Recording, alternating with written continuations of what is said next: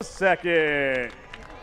Ladies and gentlemen, Batting third, Davis Druick. Oakland, California. Now we doing this one for the soil.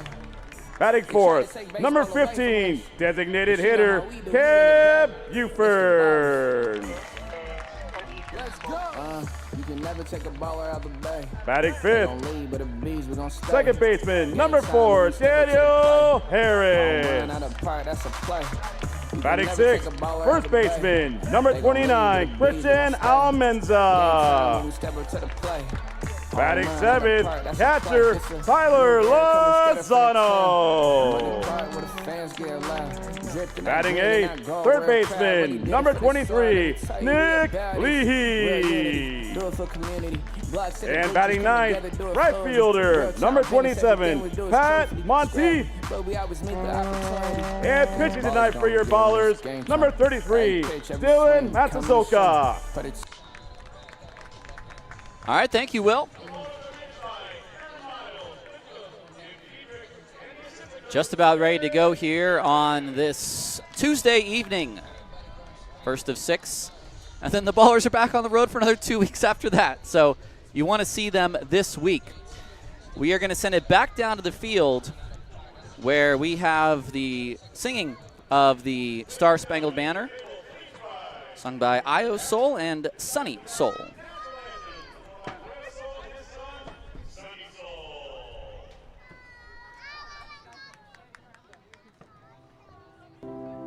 Can you see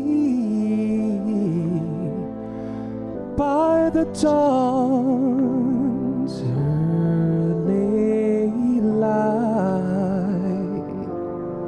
what so proudly we hailed at the twilight's last gleaming? Whose broad stripes and bright stars through the valley, oh, the fire, o'er the ramparts we watched were so gallantly streaming. And the rocket's red glare, the bombs bursting in air, gave proof through the night that our flame was still there. Oh, say, does thy star spangled banner yet wave for the land of the free and the home, oh, the home of the brave.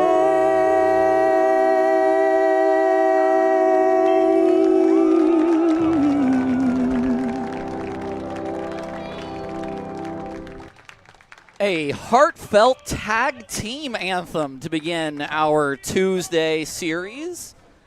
Well done. The soul father and son combination there to get things going. That was really cool. Starting pitcher for tonight's game is the right-hander, Dylan Matsuoka. Where is Dylan? Is Dylan still warming up in the bullpen? I'm not sure. I know Dylan, between innings, takes his time coming out to the mound. That's for sure. I am trying to see where the right-hander is because he's not on the mound right now. But he is 2-0 this year with a 4.95 ERA. And the Ballers have won all 4 of the right-hander's starts. And they've given him a lot of good run support. His 2 victories 16-1 over Ogden, 9-1 over Grand Junction. In the start against Glacier, that was back on the 4th of June, he went 6 innings, allowed 3 runs on 5 hits, 4 walks, and 7 strikeouts. A quality start for him on that day. The Ballers won in the knockout round. That was Cam Buford. In Missoula in his last start, the Ballers did win 16-7. 4 innings pitched, 6 earned runs, 6 hits, 3 walks, and 2 strikeouts.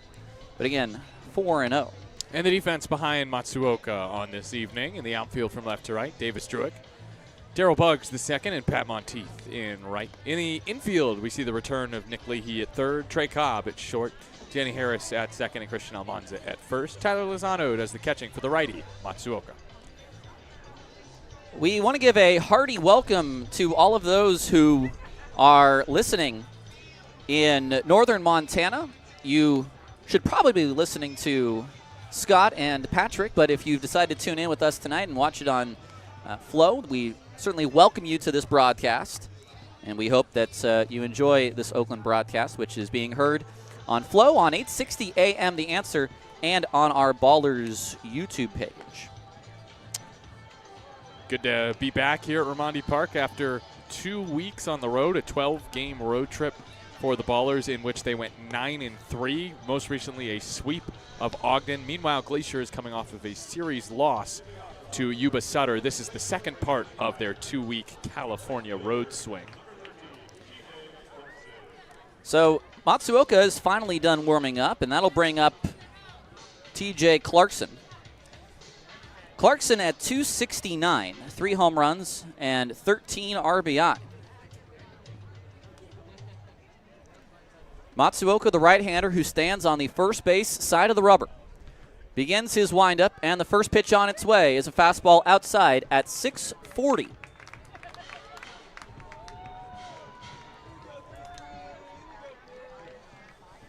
A slightly balmy 68 today. Nice wind going through the stadium. The next pitch is a breaking ball low. It's a quick 2-0.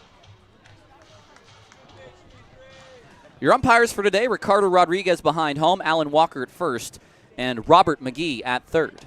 Matsuoka throws, that's high, and now it's 3-0 to begin this game.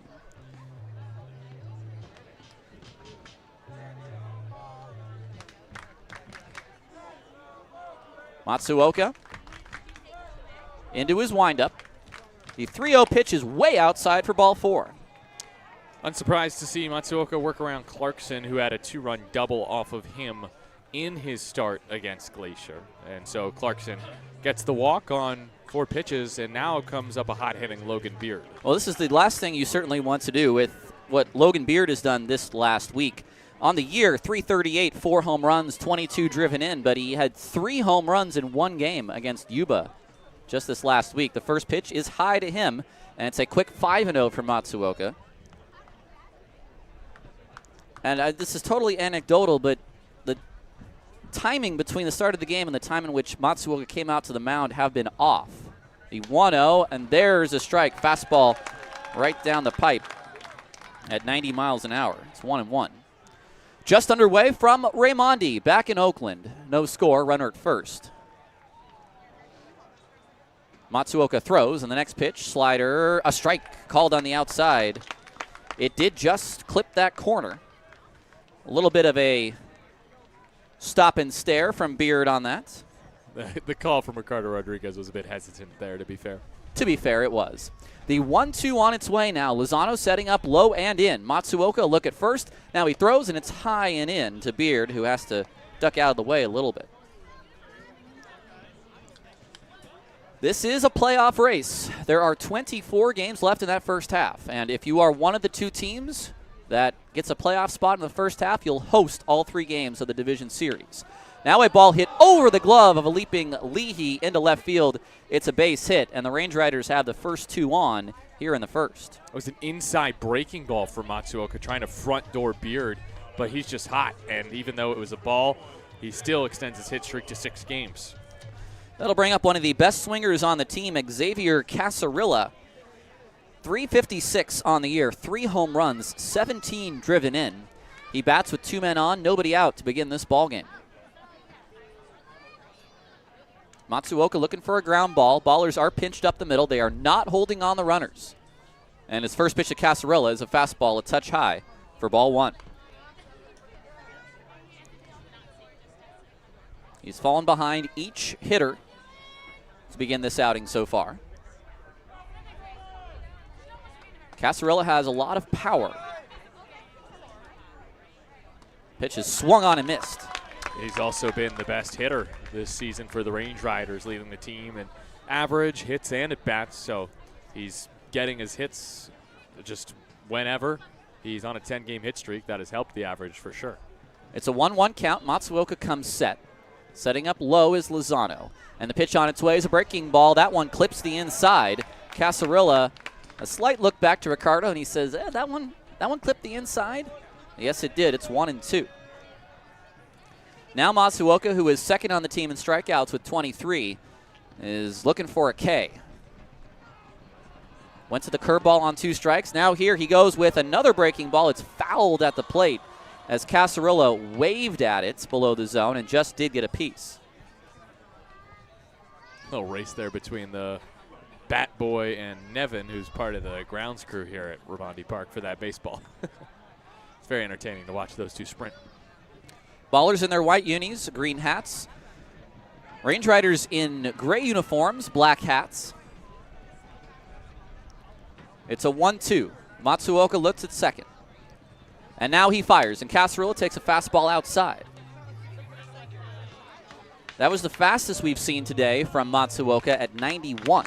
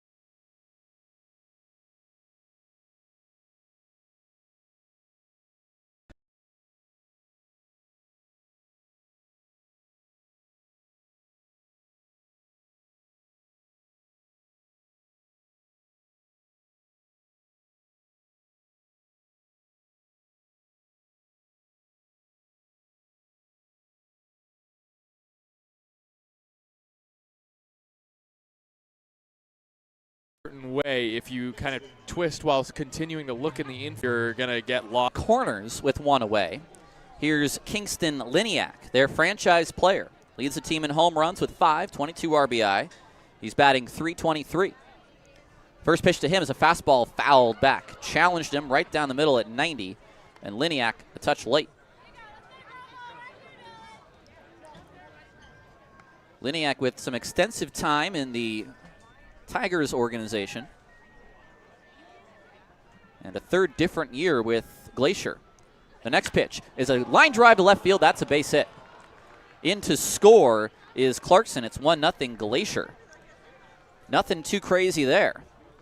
That was a fastball above the zone, but maybe not quite the velo yet today that Matsuoka wants it. It's just 90 and unable to blow it by Liniak. He gets the barrel to it and hits it at 102 past third. So at second is Beard. At first is Liniak. That'll bring up Jack Lynch, who was not a Range Rider 2 weeks ago, but is now, former Great Falls Voyager. Matsuoka's first pitch to Lynch is a touch inside for ball 1. We know Jack Lynch. We saw him quite a bit in that 3-3 series split at the end of the first half when the Ballers were trying to secure a playoff spot. Yep, he went 9 for 24 in that series, 3 doubles. The next pitch to Lynch is a ground ball toward Almanza at first. He'll go to second for 1. Cobb's throw with Matsuoka covering. It is in time. A 3-6-1 double play, and that's exactly what Matsuoka needed. He got over to that bag quick, and that will hold the damage to 1 here in the first. We'll take a break. It's a run on 2 hits for Glacier. This is Ballers Baseball on 860 AM, The Answer.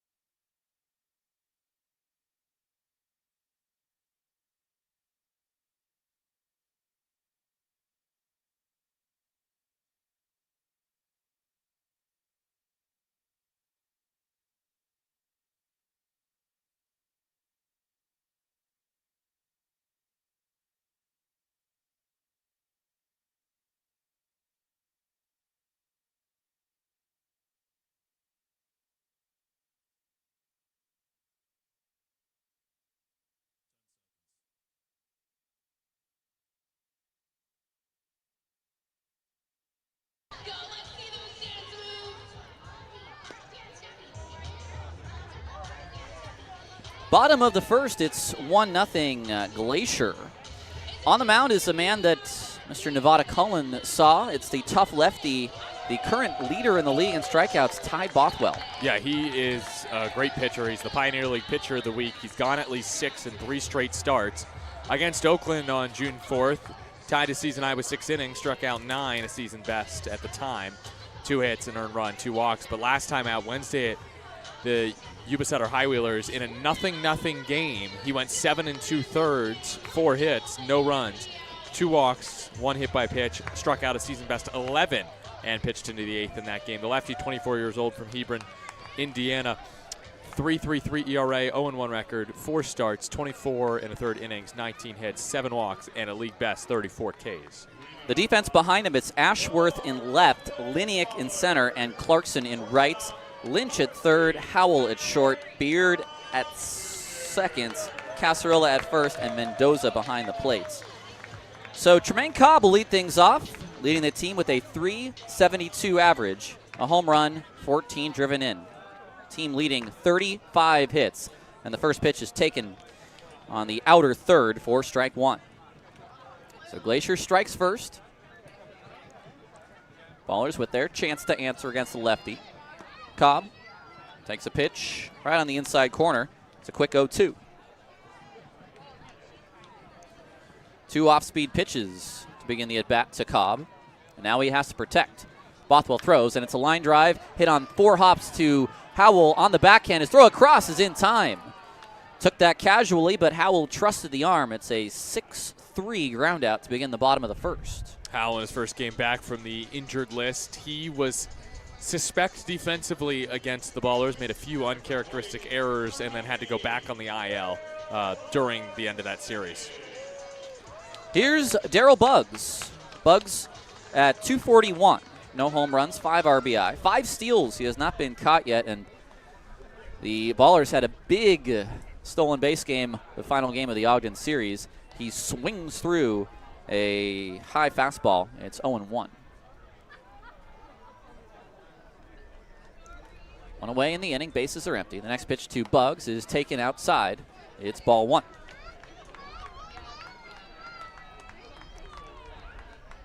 Nine runs scored on just 13 hits, which is a ratio you'd like to see. When he gets on, he usually gets in.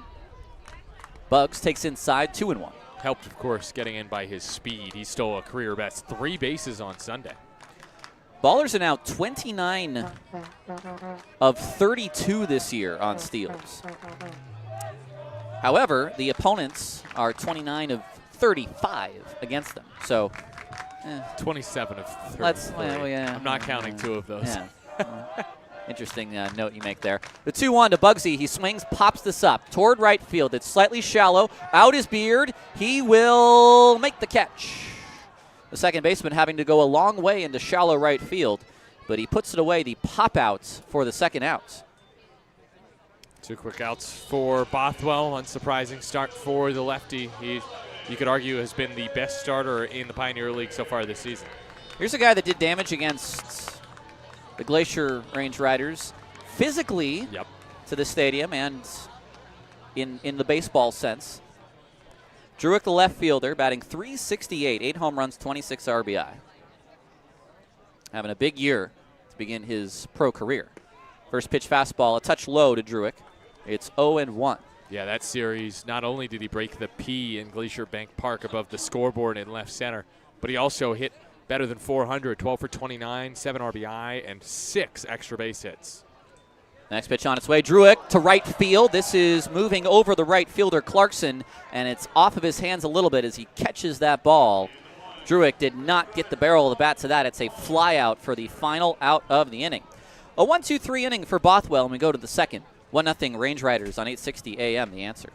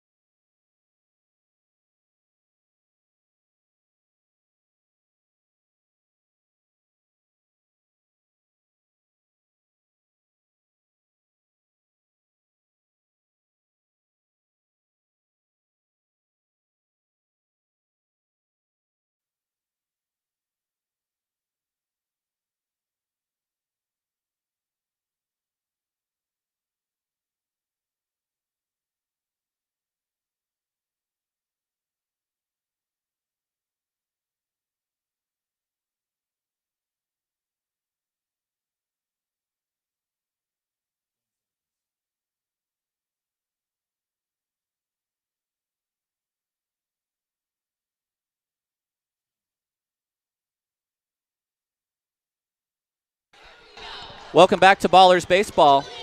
It's a 1-0 Glacier Range Rider lead as Matsuoka will face Howell, Lavari, and Mendoza here in the second inning. It's just good to be back. And Nevada, I know it's good for you to be back too. And listen, as far as 13-hour bus rides go, you said it wasn't that bad. Yeah, I mean, I don't even think it was 13, really. There were a couple stops, but credit to Josh and Mike for getting us safely from Ogden to Oakland, and it was a fun time. Lou Helmick sang in German. Dylan Matsuoka brought a watermelon onto the bus. It was a good time. So here's Howell, the shortstop. Just off of the injured list, he swings, pops up behind first. This is trouble, and that's a base hit over Almanza.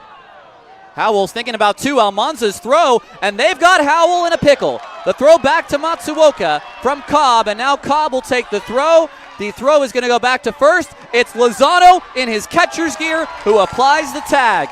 3-6-1-6-2, and that is out number one.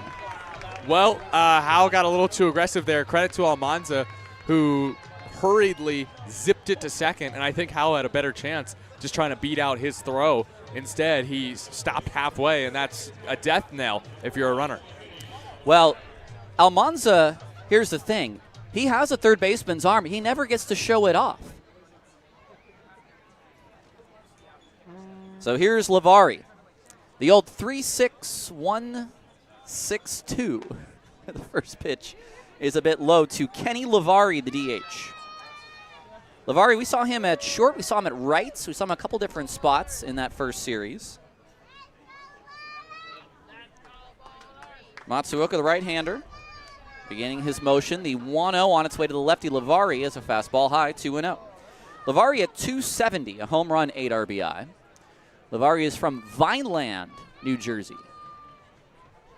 The land of the vines. Are there vines? And the grapes, yes. It's where Welch's grape juice was founded. Okay, well, it is the Garden State. The next pitch, a strike off the plates. 2-1, I know what I said. One out here on the top of the second, 1-0 Glacier. Matsuoka from the windup, the 2-1 on its way, and that one is a touch low with the fastball. It's 3-1 now.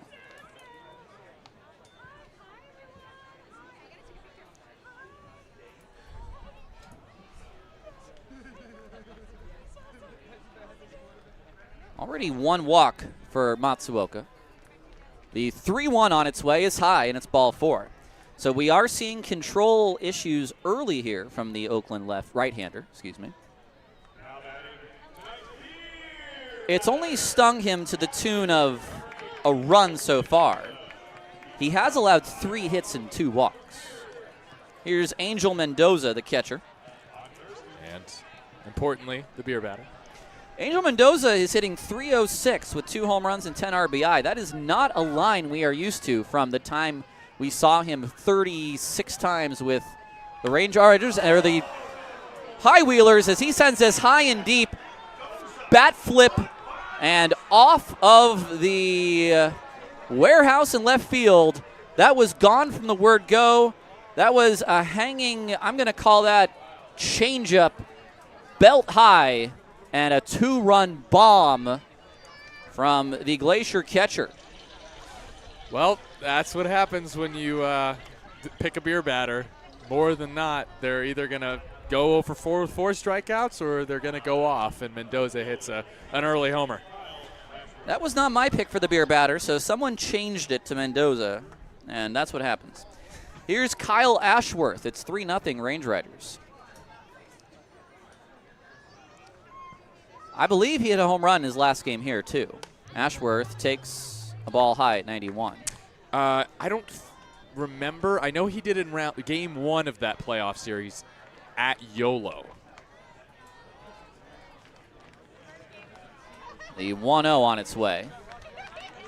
That's a strike at the bottom of the zone, but it's not called a strike. It's 2-0. I'm starting to sound like you. Now you know. Now you get it. 3-0 Range Riders here in the second. Matsuoka from the windup. And the pitch is high, 3-0. Well, his last start was the most that he has allowed as far as walks. There were, against Glacier, I should say, 4 walks in that game.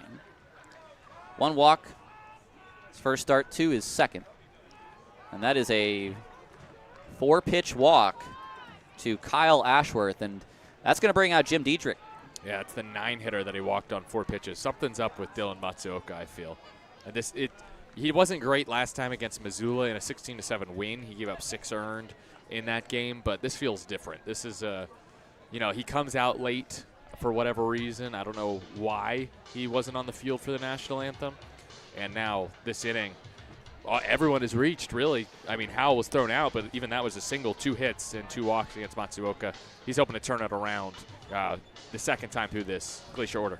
Yeah, the question of correlation or causation with the being late to get out on the field by a good 5 minutes. I don't know which way that's going. There's a long conversation on the mound right now that finally Ricardo Rodriguez breaks up. Brody Aglite is scheduled to pitch Game 3 of this series, but I have heard that he is potentially available today. Yep. I mean, if the Ballers need to turn to the bullpen for a bulk guy, there's no one they'd rather turn to than Brody Aglite. So 1 out here in the top of the second. It's a 3-0 game, a runner at first, 1 away. Ashworth has a little bit of a lean going, and the first pitch to Clarkson is down and in. Clarkson led the game off with a walk, and he later scored. I think that Matsuoka has really got to figure it out in these next couple of batters. Breaking ball high and away, 2-0. Something is a little bit off. Yeah, he didn't get any break on that pitch, just a couple inches of bite to it.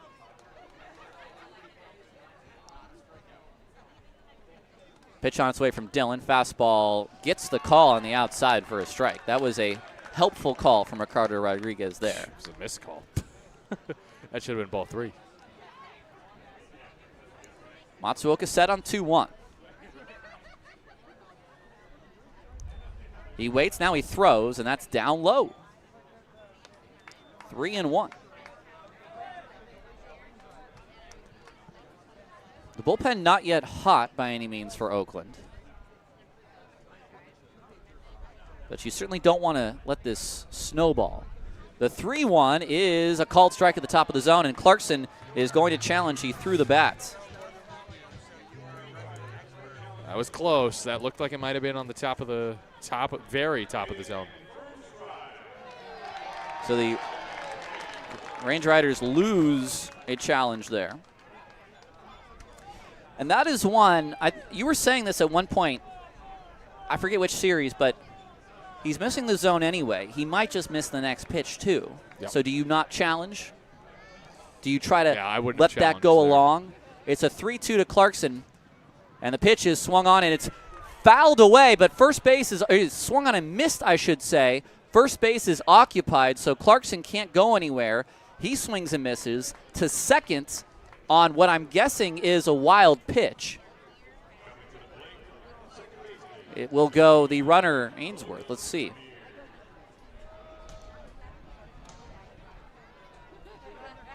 So we'll pencil in wild pitch, but we'll check to be sure. Here is Beard, who singled in his first at bat. So it's the first strikeout for Matsuoka. Beard takes a fastball inside.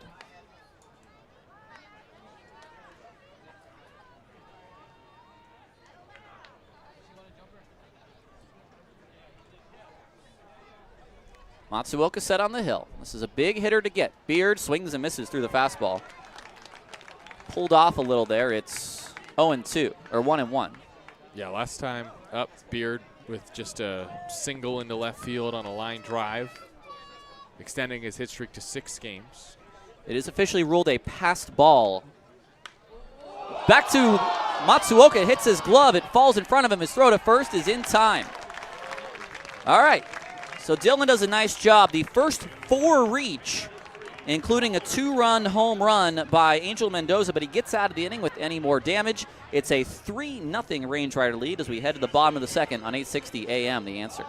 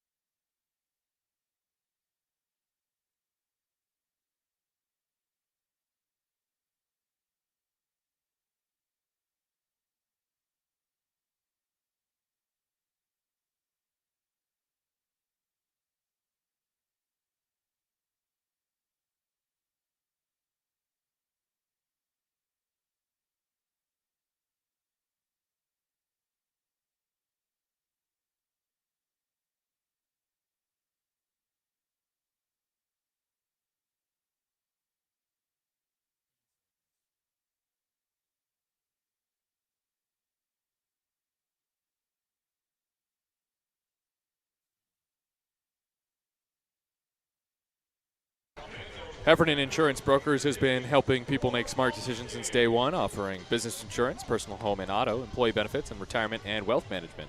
Make a smart decision for your business or family today. Visit Heffernan Insurance Brokers online at HEFFINS.com. That's HEFINS.com.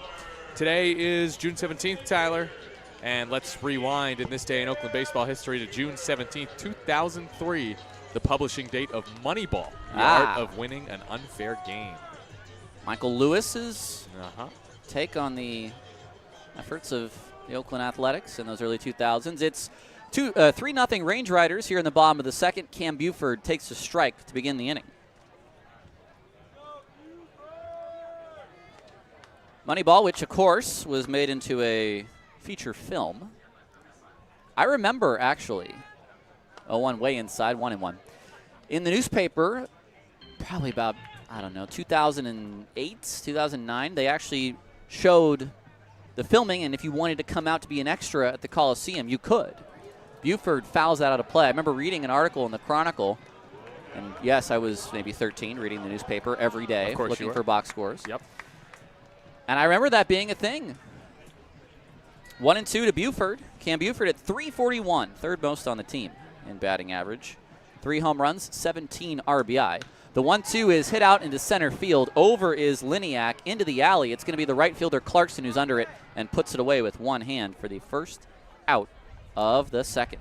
I have one question. I have one gripe really with Moneyball is that the soundtrack for Moneyball, the iconic Moneyball theme, if you will, is often used for videos for teams who do not deserve it. The New York Yankees, for instance. My gripe is the character assassination of A's manager, Art Howe, and the total disappearance of the big three. Yes. Of Mulder, Hudson, and Zito. Danny Harris swings and fouls one away to begin this at bat. Harris, the second baseman, he's hot, hitting .323, 3 home runs, 18 RBI. Another righty against the lefty Bothwell, who takes a fastball high for ball 1, 1-1. 1 out, bases are empty here in the bottom of the second. It's 3-0 Glacier. Oakland has gone 4 up and 4 down against Bothwell so far. Pitch, Harris fouls it back sharply. It's 1-2.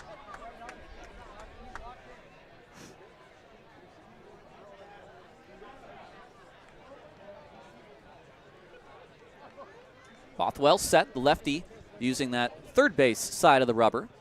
From the stretch is swung on and missed. Fastball 92 at the top of the zone, and Harris strikes out. That's as fast as we've seen Bothwell today, so he is, I think, good and warm now. Here's Christian Almanza.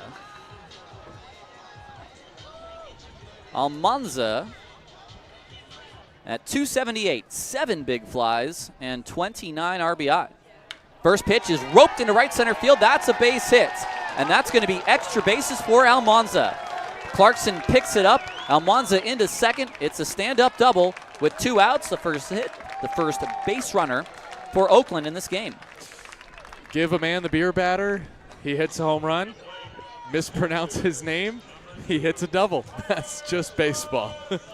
Nice hit there by Christian Almanza. Just crushed that one off the bat at 106. I think one of the greatest things we saw in that road trip is not the outbreak by Druick or Almanza. It's that the catchers brought their bats, baby. Yeah, and they're both hitting over 300 now. Here's Tyler Lozano at 333, a home run, 5 RBI. Bothwell's first pitch to Lozano. He swings and fouls it back. Ogden series for Tilo, he was 4 for 8 with a couple ribbies, including the RBI double on Friday and a big RBI single on Sunday. So Almanza gets on. Can the ballers make it hurt? Lozano, a slight choke on that bat, the open stance. He takes the next pitch down low. It's 1-1. Firemen are here out in left field. They're going to park that truck, taking a little ballers baseball. Bothwell to the plate. Lozano swings and just fouls it off. That was a pitch below the zone. Chased it. It's 1-2. Hate to break it to you, Tyler. The fire truck's still going. I think they're coming back, though. At a leisurely pace. They're not in a rush. It's 1-2. 2 away. Bothwell, a long stare at Almanza. And now the pitch is a fastball high and away. 2-2 to Tilo. 1 for Glacier in the first, 2 for them in the second, and now with a man at second and 2 out in the ballers half of the second, a chance to get on the board. Bothwell throws, Tilo swings and fouls it back. Fastball at 90.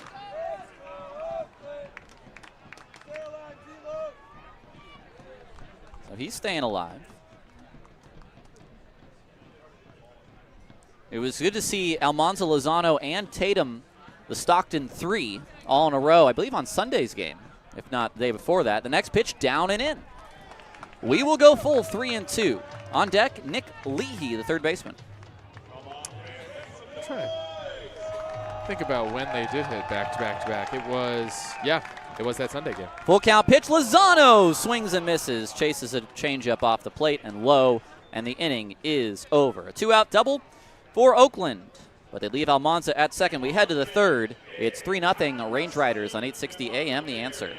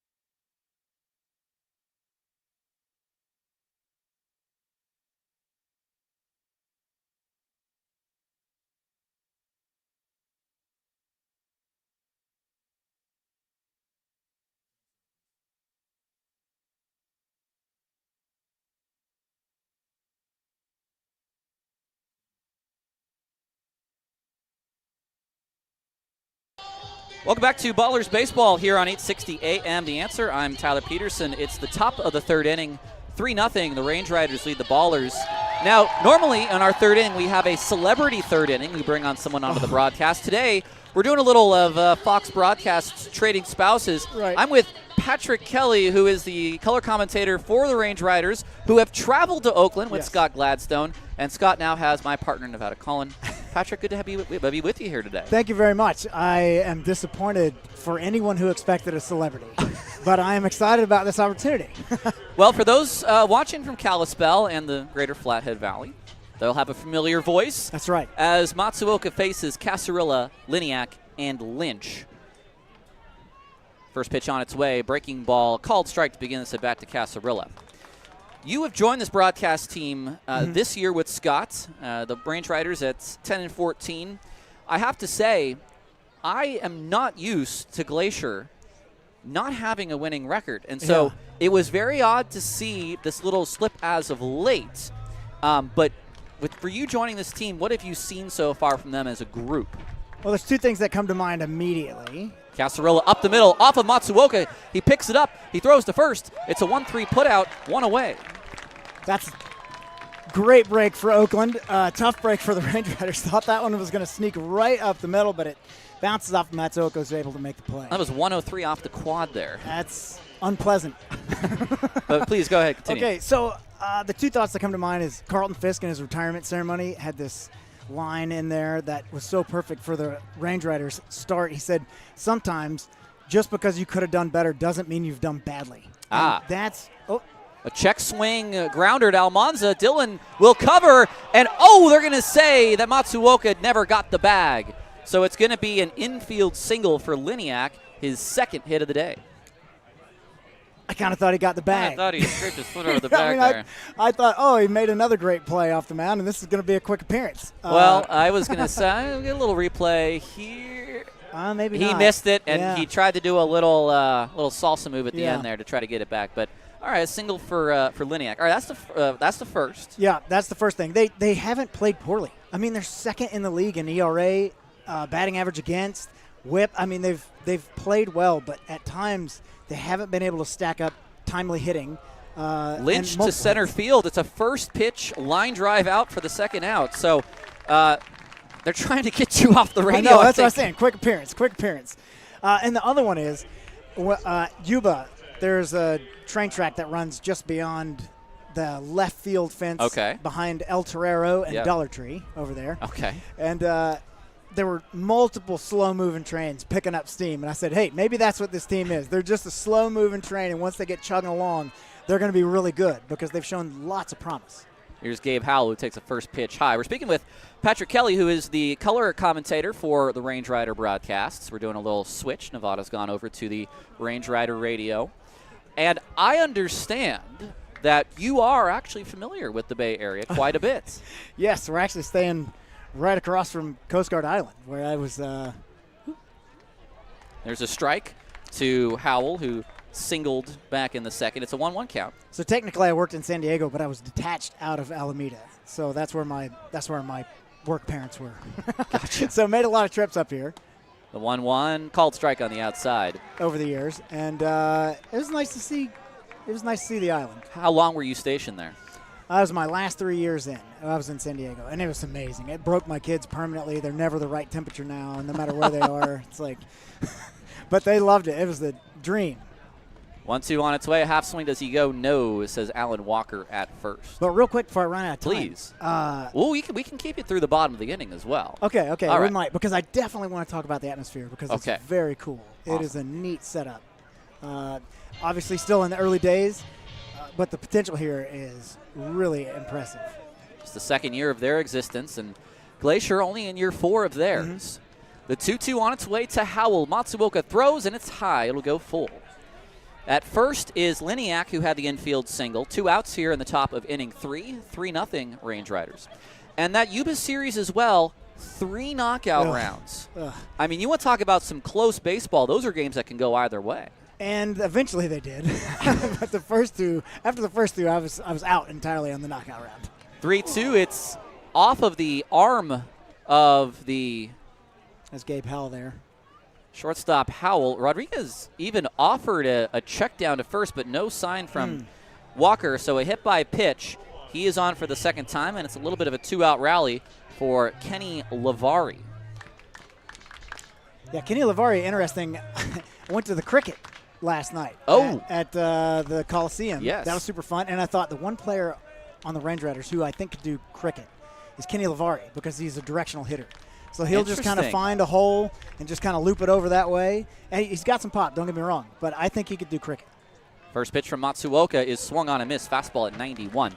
The Ballers actually were out as guests of the Seattle Orcas on the field, one of the two cricket teams having their match at the Coliseum. I don't even know where to begin with the overs, with the runs. Someone lost by 95 runs. What does that mean? It was a blowout. It was very fun, though. I know just enough to understand that was a blowout yesterday. But it was really entertaining. Everybody who was there was really, really into it. And a great scene, honestly. And the grass is still immaculate at the Coliseum. It is amazing. The 1-1 pitch on its way to Lavari is swung on, hit to left field, over and in is a left fielder, and he can't make the catch. Druick tripped. It's going to be a double for Lavari, I think. It looked like he was trying to get in there for the sliding grab at the last second, but that's kind of the directional hitting I was talking about with Kenny Lavari. Just loops it right out there into left, and Druick not quite able to come up with it. Yeah, it hit him right in the glove. He could have caught the ball. It's one of those in-between plays. At the moment, it's being given as an RBI double. Booney is saying yes. Liniak scores on the play, and to third goes Howell. Here's Mendoza. 4-0 Range Riders as Mendoza fouls one out of play. He homered in his last at-bat. So I've got to ask, if you were here for a good 3 years in the Bay, I imagine there's some favorite food spots, maybe in Alameda, maybe Jack London. I got to tell you, so Jack London was definitely the go-to when we were staying in town, basically anywhere there. But there's a place called Quinn's Lighthouse that we used to always go to. So let me tell you about Quinn's Lighthouse. Quinn's Lighthouse is one of a number of lighthouses that is on the registry of the United States Lighthouse Society. Right. If you are a member, which I am, you can go and get a stamp. And it's one of the few lighthouses that operates a bar and grill. Yeah, so I didn't know I was going to be able to talk lighthouses. You know, like an unexpected twist. We can talk lighthouses up and down Highway 1 if you'd like, sir. That's great. That's great. That's funny. I can't name them all. I do love a good lighthouse. I've been to most of the one on the Great Lakes. Actually. Okay. There's some good ones there. And the cool thing is in the winter they freeze. And it looks like this crazy ice sculpture with the lighthouse coming up out of it. 1-2 to Mendoza. Matsuoka fires, and it's a breaking ball down and in. There are 5 Range Riders hitting over 300, and 2 of them are catchers. Not something you would normally expect, but Mendoza started out 0 for the first entire series of the season, and now is up over 300. So both Ballers catchers, Lozano and Tatum, were in that same exact spot. They are now both over 300. The 2-2 is strike 3 called on the outside. And that's a strikeout of the beer batter. These fans here are quite happy with that. The call, a pitcher's strike, but one that Mendoza smartly did not challenge. We'll take a break. More with Patrick Kelly in the bottom of the third. He got a run for the Range Riders. Let's see if he can get a run for the Ballers as well. 4-0 Glacier on 860 AM, The Answer.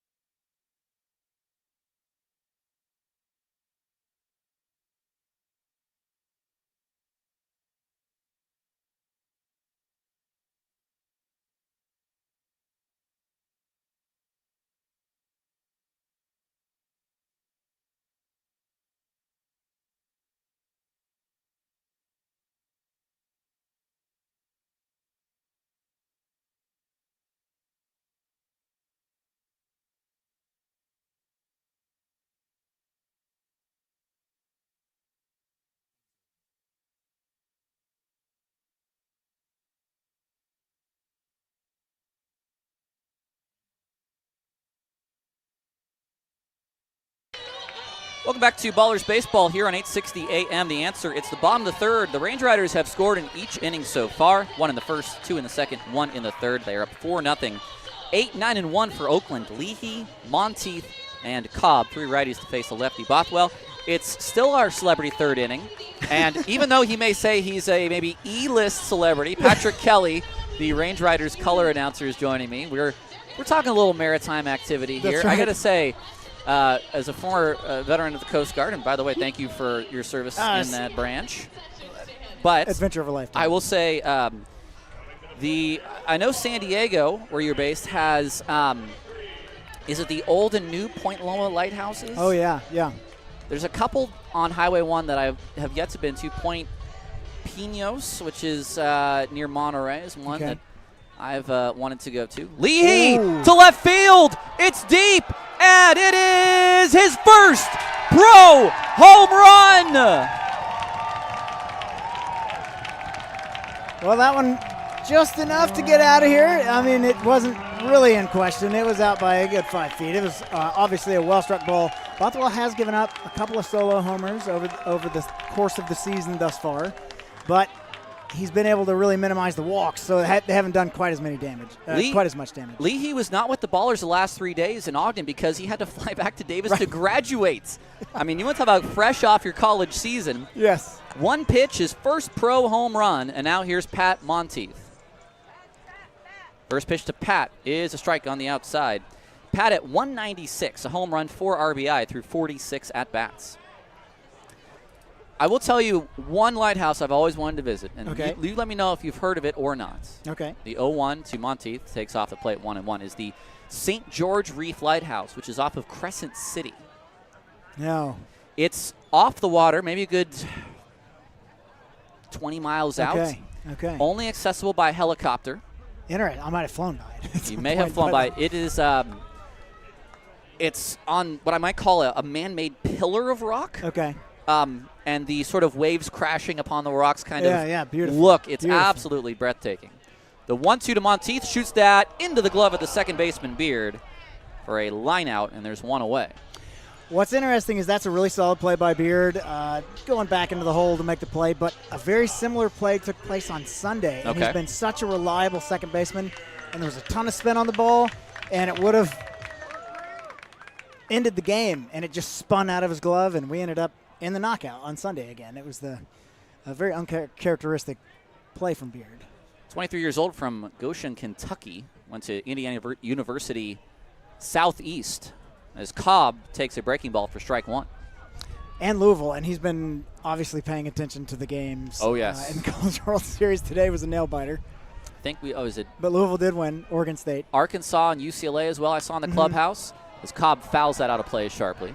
Okay, so that one's fouled out of play, but that tees up the opportunity to talk about what's around here. Oh, That's yes, so cool. please. First of all, I'm 90% sure one of the foul balls went through the goalposts and the adjacent football field here, which was like, I was unnecessarily excited about it, but I thought it was amazing.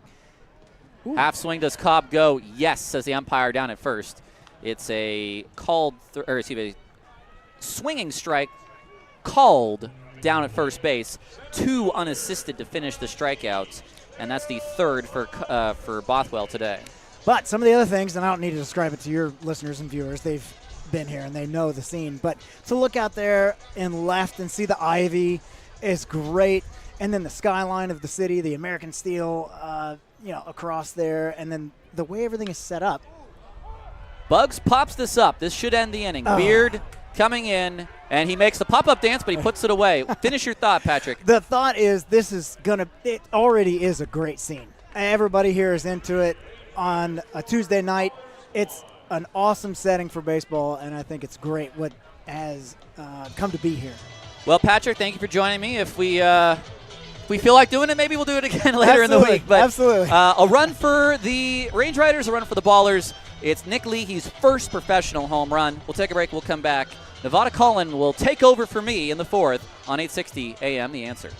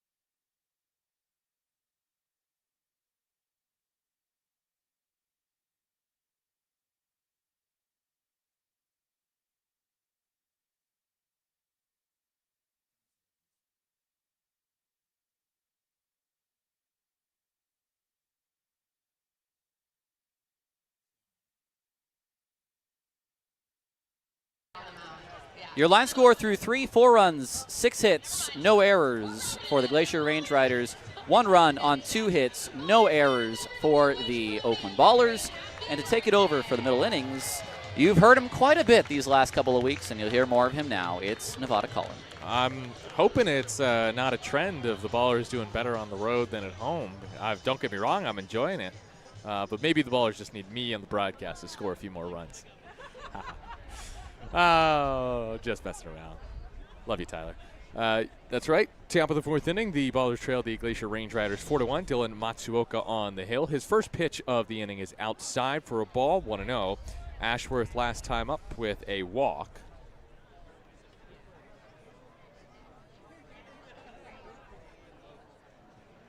Lefty batter, righty pitcher. Next for Matsuoka is a strike. 1-1. So we've seen a little bit of good, a little bit of bad so far from Matsuoka, but no doubt he's starting to settle in. He has 2 strikeouts, and he did not walk a batter in the 3rd. He did, however, hit one.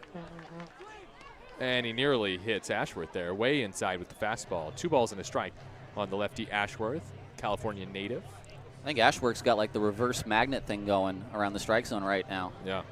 He's seen 7 pitches, and 6 of them have been balls. 2-1 pitch is a strike, bottom of the zone, 2-2. In Tallahassee, we would call that the mag lab. So you just gotta get the reverse jinx going right a little bit too. Well done. Ashworth, the former Long Beach State product, spent 3 years there. Just finished up his grad year in 2025. 2-2 for Matsuoka, dips low, 3-2. So can I say the former beach? The former beacher. The former dirtbag. Dirtbag. Sadly, is not true. Unless, when did they become the beach, I wonder? Because he was there in 2023. Payoff for Matsuoka is too low, and he works a second walk. That 89-mile-an-hour fastball was just a bit low and inside. I think, you mentioned this a couple of times about framing of pitches. That one was a ball, not by a ton, and Lozano, if he hangs in there a little bit on that pitch, might actually get the call. Yeah. Tyler Lozano knows he needs to be a little bit better at that. I was talking to him about that the other day. Pitch in the dirt, 1-0. There was a call in that Ogden series that was, Milliken who missed his spot, but still got a strike. But it was called a ball because Tilo just dragged it instead of framing it, even though he missed his spot. Tilo still got to stick it if it's close. 1-0 to Clarkson, the lefty, leadoff man. High and away, 2-0. Ballers trailing Glacier 4-1 here in the top of the 4th inning against the Glacier Range Riders, a team that they won 5 out of 6 against. And this Range Riders team wants to avenge that embarrassing series loss at home by grabbing game 1 here in Oakland. Check on first, back safely sliding as Ashworth. Glacier also lost 4 straight to begin the series with Yuba Sutter, so at one point they had lost 9 of 10. And Clarkson rips it to right field. Monteith pushed back towards the track, makes the squeeze. 1 away. This is also a Glacier team that, after losing 9 of 10, won the last 2 in the Yuba Sutter series. One in pretty significant fashion. They had a big win, and the other was a knockout round victory. And so a team that was once finding ways to lose is maybe now turning the corner. I mean, they also were leading in a couple of those games late. Yeah. By a good amount of runs. That is true. And so even with a deficit late in this game, if that is the case for the Ballers, they could still find a way. As the righty Beard stands in against the righty Matsuoka and takes a first pitch breaking ball in 1-0. Ballers trailing the Range Riders in the top of the 4th inning, 4-1. Beard today, 1 for 2 with a single in the first inning, extended his streak to 6 games. Pitch in there, strike, 1-1. That was on the outer half. Beard in his 5-game hit streak coming into tonight, 9 for his last 21 with 12 RBI and 3 bombs, all of which came Friday in a career-high 3-homer, 8 RBI performance in a 13-9 loss. 1-1 is hit foul off to the right. That's such a disappointing thing because it's like you're sitting at your locker thinking, I got to write this one home, Yep. But you lose, and it takes sort of all the luster out of it. Right. Like, you can't celebrate even after having a 3-homer game. That's just wild. But that was the case on Friday. 4 for Logan Beard. The 1-2 from Matsuoka. He checks towards first, then delivers. 2-1 to Clarkson. 2 2 from Matsuoka. And that is crushed to center field on a line. Bugs is there, makes the squeeze, 2 down. Well, Bugsy saw it all the way. I did not. I thought that was hit a little harder than that, but right to him in center, perfectly placed. Can't really tell where the wind is blowing today. It feels like it's knocking some balls down, except for the high arcing shots to left. Not really much wind to speak of, I suppose. Just a little calm breeze as Casarella stands in with 2 outs. First pitch to him is outside. 4-1 Ballers trail, top of the 4th. I think at this point for Matsuoka to get through 5 or potentially get into the 6th would be huge. Oh, yeah. To begin this series. 1-0. Is swung on, lifted, foul off to the right, 1-1. I think it's just important for him to, I mean, clearly there's nothing, it doesn't seem to be anything physically wrong with him. So from the mental side, to have the start that he did, but then to start working out of it is good. 1-1 breaks low and outside, 2-1. And I think also importantly, I mean, it seems like a day where he's not really executing, doesn't have his best stuff. So as a starting pitcher, how can you work through that and give your team maybe not a quality start, but a decent one? Got the runner leaning over there, Ashworth at first, but he's able to break to the bag late safely. 2-1 is the count. Haven't seen Ashworth run yet as a professional. Ashworth, 23 stolen bases in 3 years at Long Beach State. Just 6 this past year. Pitched low, 3-1 on the 3-hitter Casarella, who's 0-2. I'll use that as another example of what I just said earlier about hanging in there a little bit longer on that pitch if you're Tyler. That was a trackman strike. 3-1 is the count. See if the runner goes here. No. And the pitch is whacked on a line to center field and right at Bugsy, who has to crouch to make the squeeze, but it's 2 straight lineouts to him to end the inning. Leadoff walk for Ashworth, but he's left at first. Ballers trail Glacier 4-1, hoping to erase that deficit when you return in the bottom of the 4th on 860 AM The Answer.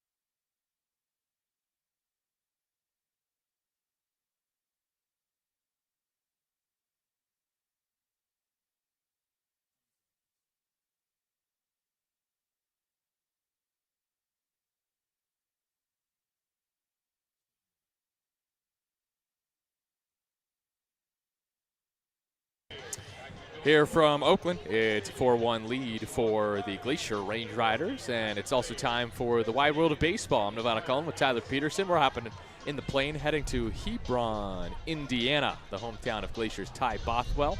It's a town in Boone Township, Porter County, Indiana, and it's in northwest Indiana. It's actually much closer to Chicago than Indy. It is an hour and a half southeast of Chicago. Very small town, 3,755. And it's a community working together. That's their motto. Do you want to hear more about Hebron, Tyler? Yeah, sure, why not? Too bad. Oh. There's really nothing to it. Johnny Mance, IndyCar driver, has some link to Hebron. He was born there, and so that's all you need to know. Pretty cool that an IndyCar driver was born in Indiana. First from Bothwell is a strike on the outside corner to Druick, 0-1. 4-1 Ballers trail in the bottom of the 4th inning. Druick, his first time out, flew out to right field. 0-1 is a breaking ball, tapped foul, 0-2. And after growing up in Hebron, Indiana, Bothwell, this left-handed pitcher for Glacier, ended up going to Indiana for 5 years. I feel like that's every young kid's dream if you grow up playing baseball in Indiana. Yep. 0-2, breaking ball, swung on and missed, and Druick is retired on 3 pitches. 4th strikeout for Bothwell. The league leader is up to 38 on the air. Pioneer League Pitcher of the Week has been solid so far. Just one hit allowed, and it was a Nick Leahy homer. First pro bomb for Leahy. He is not due up this inning. Here is Cam Buford, righty batter, against a lefty pitcher in Bothwell. 4-1, Glacier leads Oakland in the fourth. Hack and a miss from Buford, 0-1. Buford Sunday also stole 3 bases in a 3-for-4 performance. That was against a lefty for Ogden as Buford pokes one, right field line, dropping foul. It is foul, 0-2. But the reason the Ballers were able to have success off that lefty, James Harris told me, very slow to home plate. And so just less than a second difference between one pitcher and the next can allow a lot of stolen bases like we saw from Oakland on Sunday. Buford on 0-2 takes low, 1-2. 3-for-4 performance on Sunday, which was his 10th multi-hit game of the year. Buford's now hitting .341. So we're seeing a combo of speed, power, and hitting for average. 1-2 is low, 2-2. This is definitely the performance that the Ballers were hoping for from Buford, the Grambling State home run king. SWAC preseason player of the year in 2024. Well, he's all hype and all talent as well as he takes strike 3 on the top outside corner. Back-to-back Ks for Bothwell. So Buford takes a high outside fastball for strike 3. That's 5 Ks now for Bothwell. 2 out, spaces empty for Danny Harris. Strikeout swing in his first time against Bothwell. Bases empty for the Ballers and 2 outs in the bottom of the fourth, chasing 3. It's 4-1 Glacier. Range Riders attempting to win only their second game in 7 tries against Oakland this year. First to Danny is shot foul off to the right. And the pitcher on the mound in the one win, when they did win. Yes, he pitched 6 innings. No, he was not the pitcher. No, I'm sorry, it was more of a question. Oh! Well, let me flip back. Sorry. 0-1 is low to Harris, 1-1. Well, that would have been the Saturday game for Glacier, and it was started by Luke Schaefer, the former Boise Hawk.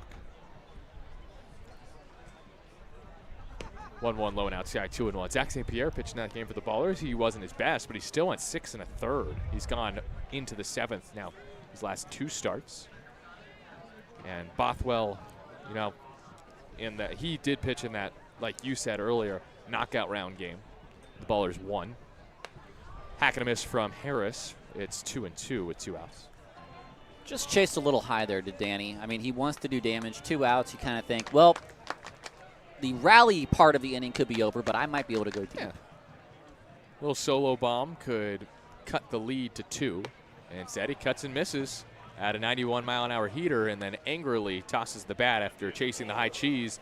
Bothwell strikes out the side in the bottom of the 4th. It's Glacier 4, Oakland 1. We go to the 5th on 860 AM The Answer.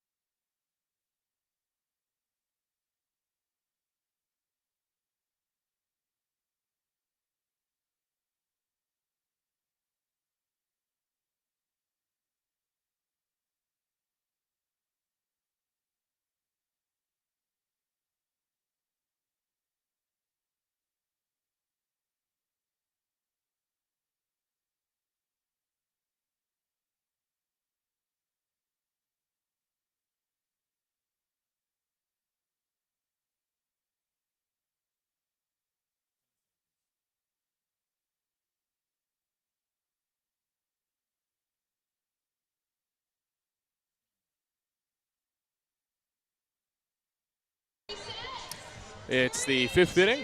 It is 4-1 Glacier over Oakland, and Glacier will send 4, 5, and 6 up to bat here in the 5th against Dylan Matsuoka. I'm Nevada Cullen with Tyler Peterson, and I think Tyler has something he wants to ask me. It's now time for the question on the answer. I have something I want to ask everybody listening right now. If you are listening on our official audio stream on YouTube, which is different from the official audio stream on 860amtheanswer.com. Jeff Butts hitting us with the Hebron, Illinois fact. I'm not worried about Hebron, Illinois, Jeff. I'm worried about what was your favorite moment from the road trip.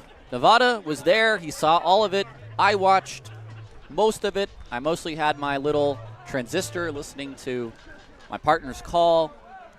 What was your favorite moment of the road trip? And I'll say this. Oh, Matsuoka just hit Liniak in the back to start the 5th inning. That's now the 2nd batter he's hit tonight. For all of you out there listening, you got to give me your favorite moment from the games, but Nevada has to give me his favorite non-game moment. Yeah. Well, I mean, that's pretty easy right there. Bus ride back from Ogden. A German song was put on the loudspeaker, and Lou Helmick took to the mic and sang his little heart out, his big heart out. What was it? No idea. You'll have to ask Lou. I didn't understand it. First pitch was high to Lynch right there, 1-0. And I think you might understand some of the words. You know a bit of German yourself. Well, I can tell you this is being challenged right now, and I think Tilo's missed one here. It looked like it was high, and it is high. Tilo angrily turns his head away after hearing that the call was confirmed. How about Ich hab mein Herz in Heidelberg verloren? You know that one? I do not. Oh. Runner on first is Liniak. He was hit by a pitch to start this 5th inning. 1-0 the count to the left-handed hitting Lynch. And the next is on the outside corner for a strike, and Lynch could challenge that and probably be correct. I would say what you might call it an Oktoberfest song. Okay, nice. Yeah. And you know what? Maybe that was it. I've really got no clue, but Lou killed that song. He was really singing it well. 1-1. Swinging a foul tip off of Lozano, nothing in 1-2. Trying to think if there was any other. I'd say Missoula getting to see the surfers on, I believe, the Clark Fork Yeah, what River. was going on there? There were just people surfing on the river. There was basically a natural wave runner machine that was formed by the river where people could swim to the middle of the river and then get up off their board and, start surfing and then easily swim back. You know those Montana surfers. Yep. 1-2. Matsuoka checking first, comes home, and gets a fly ball to center field. Bugs pushed into left center to make the grab. 1 away. A couple answers on our YouTube. The 15-run second inning. Yeah, it's hard to forget about that one. That one came in Ogden. Tilo's bomb and Nevada's voice getting destroyed in the home run derby. No, destroying call. Voice destroying call. Oh, yes, it did destroy my voice. Thank you, Jeff. Oh, man. Here's Gabe Howell, right-handed hitter. First to him is a strike top of the zone. That's the call that Tilo wanted on that previous pitch. And it is the same pitch. It's the same pitch. Somehow that was called a strike, even though it was not in the zone. 1 out. Runner on first. 4-1. Glacier leads. Top of the 5th. Next is a broken bat. Fly ball to center. Bugs is right there. And he makes the one-handed squeeze. 2 down. This is exactly what happened in the 4th inning. Matsuoka with the free pass to start it, and then got 3 straight flyouts. So far, hit by pitch, fly out, fly out. The last 4 outs have been recorded by Bugs in center. Diane Wong says everyone had to love that second inning except Nevada, who probably worried about an eternal game. I was. At one point, I guessed that my exaggeration, that's a stretch after the 7th, was that 40 runs would be scored in that game. And we got to 33 as the first pitch is a strike on the left-handed hitting Lavari, 0-1. We've seen 40 runs this season. We Not us personally, but the league has seen 40 runs. Goodness gracious, Great Falls and Noko. 0-1. Matsuoka tries to pick off the runner at first. I was thinking more about the 30-11 game between Billings and Idaho Falls. Forgot that existed. Yeah, you're right. That did hit 40. That's just the Pioneer League pioneering. It's not doing it tonight yet. 0-1. High and away for a strike. 0-2. You could see Lavari. He wanted to challenge that. It was really close. It was a high outside pitch. Probably shouldn't have been called a strike, but close enough to warrant it. And it's 0-2 on the lefty. And Matsuoka's looking for his 3rd K right here. Way ahead, 0-2. The righty from the stretch kicks and fires and misses way outside, 1-2. You see how Lavari's got a little bit of lean going? I would come up and in on the front shoulder right now with a fastball. I feel like he's trying to dip one to try to send one to left here. Well, up and in on the shoulder is what Matsuoka's done twice tonight. 1-2 is inside and low, ball 2.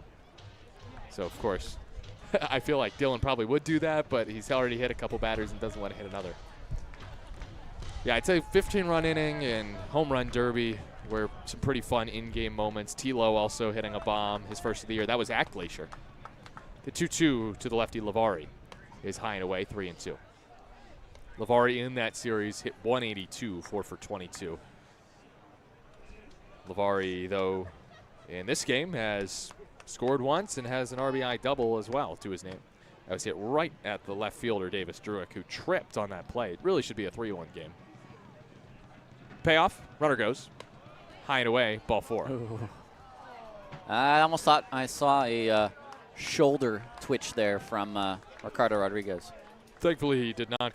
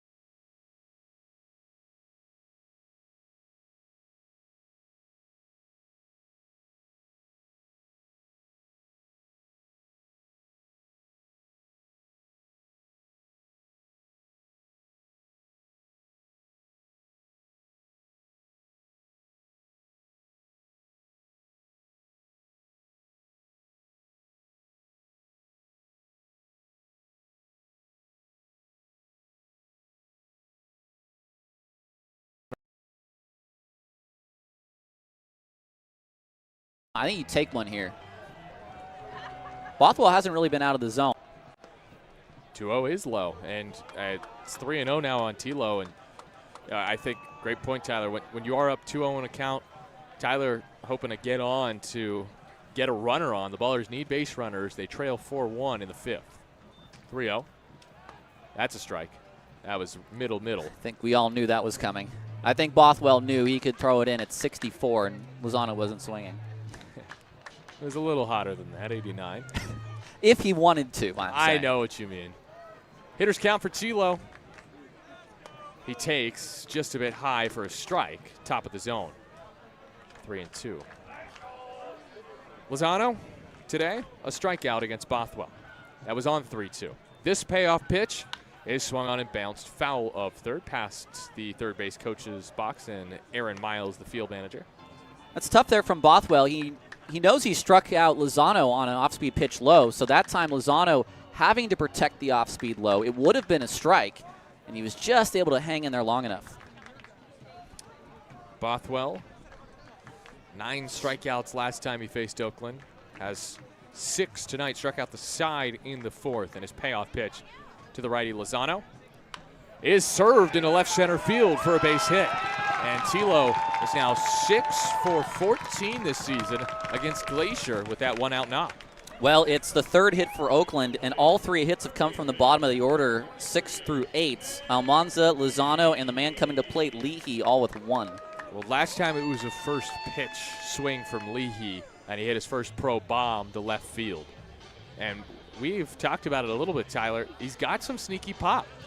He had 16 homers at UC Davis in 4 years, so he had a few homers each year.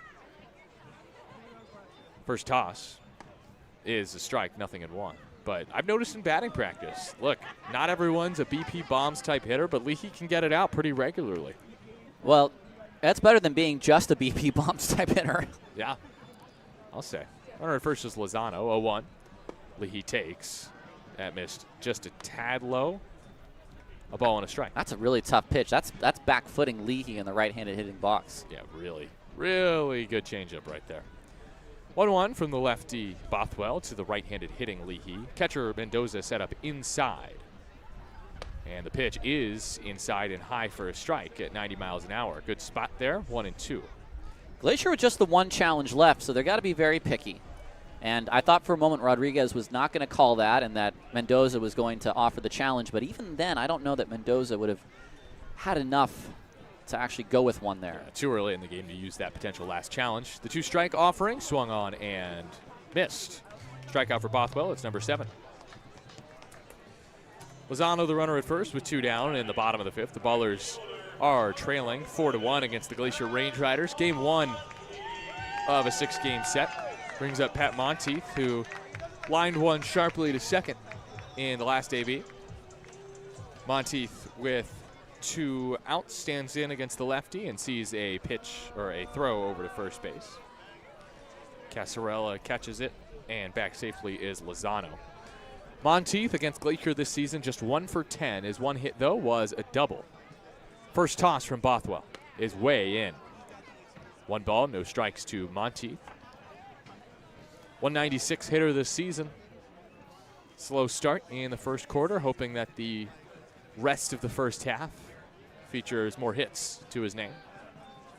And he swings and crushes one to left field in front and over the head of Ashworth on the bounce. It goes to the wall. Lozano to third. Monteith hustles out a double. And the Ballers will bring the tying run to the plate here in the fifth. Monteith crushes one, 108 off the bat, right in front of the left fielder Ashworth, then took a trampolining bounce over his head. And that was right down the middle of the plate. That was an off-speed pitch that did not have a ton of life to it. It was right hanging around belt high for Monteith to smack. The question for Ashworth and left is, do I come in? Do I stay back? And he got caught in between. I think like Druick, who had to fight the sun there a little bit, just misplayed it. Yeah, that's kind of what my thinking is in that ruling of double right there, just because he's having to fight that sun, and you could see it in the way he approached that ball. Brings up Trey Cobb here, Tremaine Cobb Jr. with 2 outs. Ballers trailing 4-1, bottom of the fifth. First pitch is swung on and laced. Left center field, Liniak cuts it off in the gap for out number 3. Ballers strand runners at second and third. The first inning in which they get 2 hits tonight, they strand both runners. It's 4-1 Glacier. We go to the 6th on 860 AM The Answer.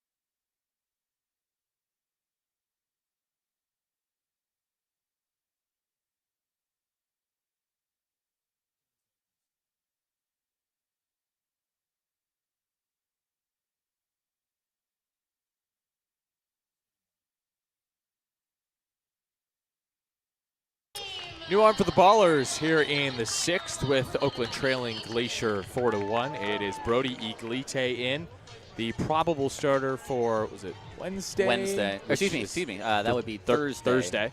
For the Ballers this week. Iglite last time out Thursday at Missoula in his second pro start on a career high 5 innings, 4 hits, 2 earned runs, 2 walks, a strikeout.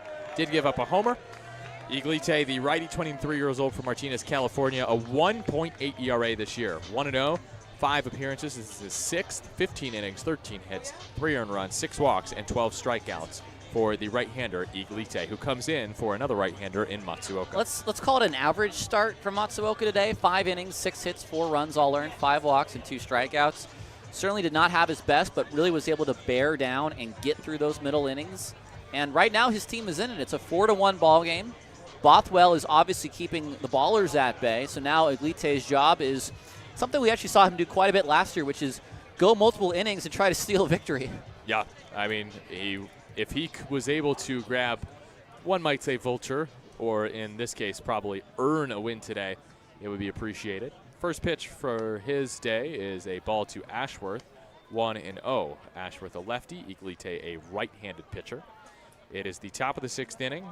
It is 4-1 Glacier over Oakland on 860 AM The Answer. Next pitch ripped into right field. Monteith giving chase, but it falls in front of him. And Ashworth has reached in every plate appearance today. That's his first hit. He had walked in the first 2. And the lefty lines a single into right field, extending his hit streak to 5 games. Turns the lineup over. TJ Clarkson will dig in for a 4th time. He is 0 for 2 with a walk and a run scored in this ballgame. Iglite set at the belt. Runner at first is Ashworth. Pitch from Iglite is a breaking ball in. 1-0. Clarkson is just 5 for 28 against Oakland this season. Came in hitting 192 against the Ballers in that 6-game series in Kalispell. Ball popped up foul left side, 1-1. Well, so far it's been, as Tyler mentioned, just kind of an okay start for Matsuoka today. And on the other side, it's been par for the course from Ty Bothwell, who has already pitched 5 innings and picked up 7 strikeouts and just 1 run allowed. 1-1. Clarkson takes a breaking ball in for strike 2. Clarkson 1 for 4 Sunday against Yuba Sutter. Did homer on Saturday. That was his 3rd home run of the season. 1-2, high and away. Clarkson, 23-year-old from Gilbert, Arizona, one-time draft pick of the Cincinnati Reds in the 33rd round of the 2019 MLB draft. Ended up going to Utah. 5 years there, and was a 2-way player. Next from Iglite, 2-2 is high, count is full. Right now, a couple of, let's say, head tilts at some of these fastballs. I think it sort of sets up a curveball on 3-2, but Carson may also be expecting that. Payoff from Iglite to Clarkson. Runner goes. Swung on, laced into the gap in right center field. This might just score Ashworth from first since he was off and running. Picked up by Bugs. Clarkson cruises into second with an RBI double. It's 5-1 Glacier with none out here in the top of the sixth. And there's no such thing as a, well, maybe it is a hit and run. On 3-2, you can swing anything close. There's no hit and runs on 3-2, but that's about as good as you can hope for in that kind of situation. Yep. So the double makes it 5-1 Glacier. Right center field gapper from Clarkson scores Ashworth, who was off and running on that 3-2 pitch. The RBI for Clarkson is his first of the game and 14th of the year. And now Jim Diedrich will come talk to Brody Iglite, who's given up back-to-back hits. This is a like a hip problem, I think. Oh, wow. This is something that Iglite immediately had grimaced. It's the back. Oh, man. Yeah, Bruce Valentine out there as well, checking on his right-handed pitcher. You wanted Iglite to give you multiple innings in this game, and now if the back problem's not sorted out quickly, then he won't even record an out in this game. It is 5-1 Glacier in the top of the sixth inning.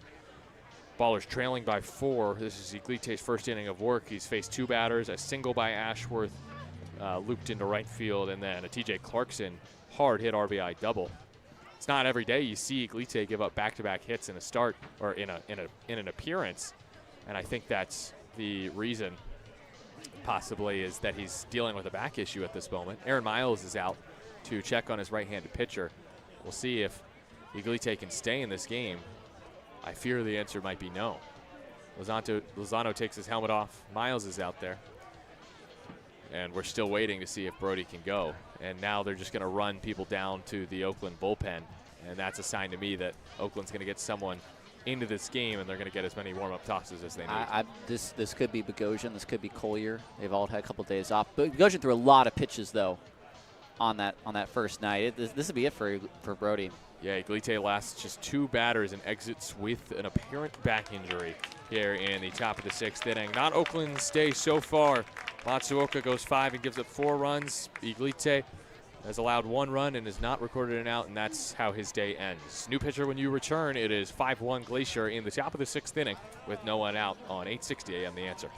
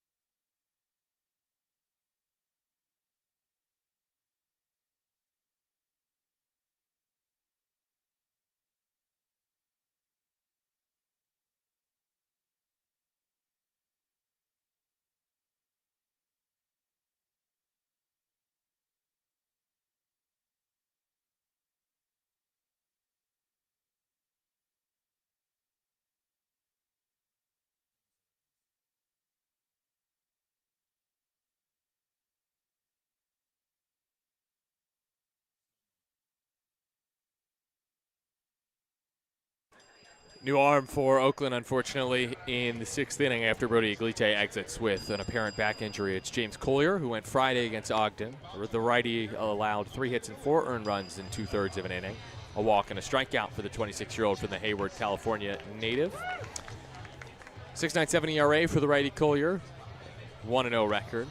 9th appearance, 10 1/3, 13 hits, 5 walks, 14 strikeouts. Just a bit too hittable his last time out, but just hoping to record some outs for Oakland against Glacier as they trail the Range Riders 5-1 here in the sixth. And folks, we're going to be sitting here a while too, because Collier's going to go through his whole progression to get warm. So if you want to take a bathroom break, now's the time. Yep. If you need to go iron those pants, now is the time. If you need to check on the wash, now is the time. We're going to have a little bit of time here in the sixth in a 5-1 game. And for those sticking around, how did James Collier become a baller? Well, the Hayward native was signed from the open tryout in March. Here's the quote from Aaron Miles in our discussion with him about James Collier.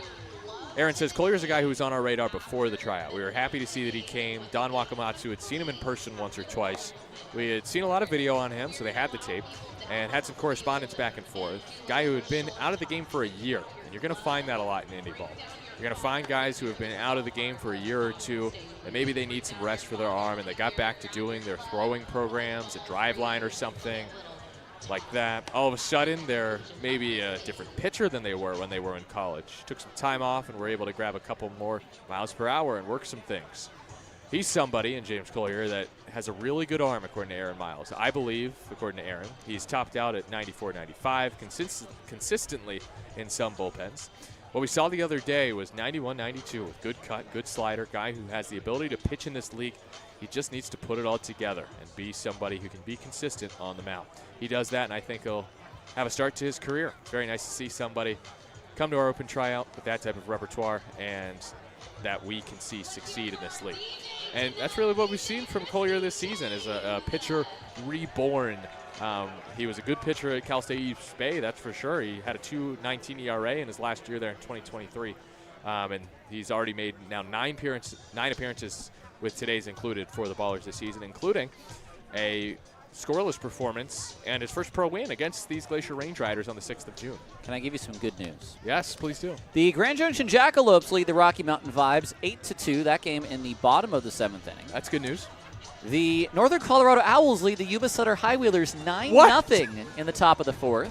No way. The Ogden Raptors lead the Idaho Fall Chuckers 8-2 in the bottom of the 8th.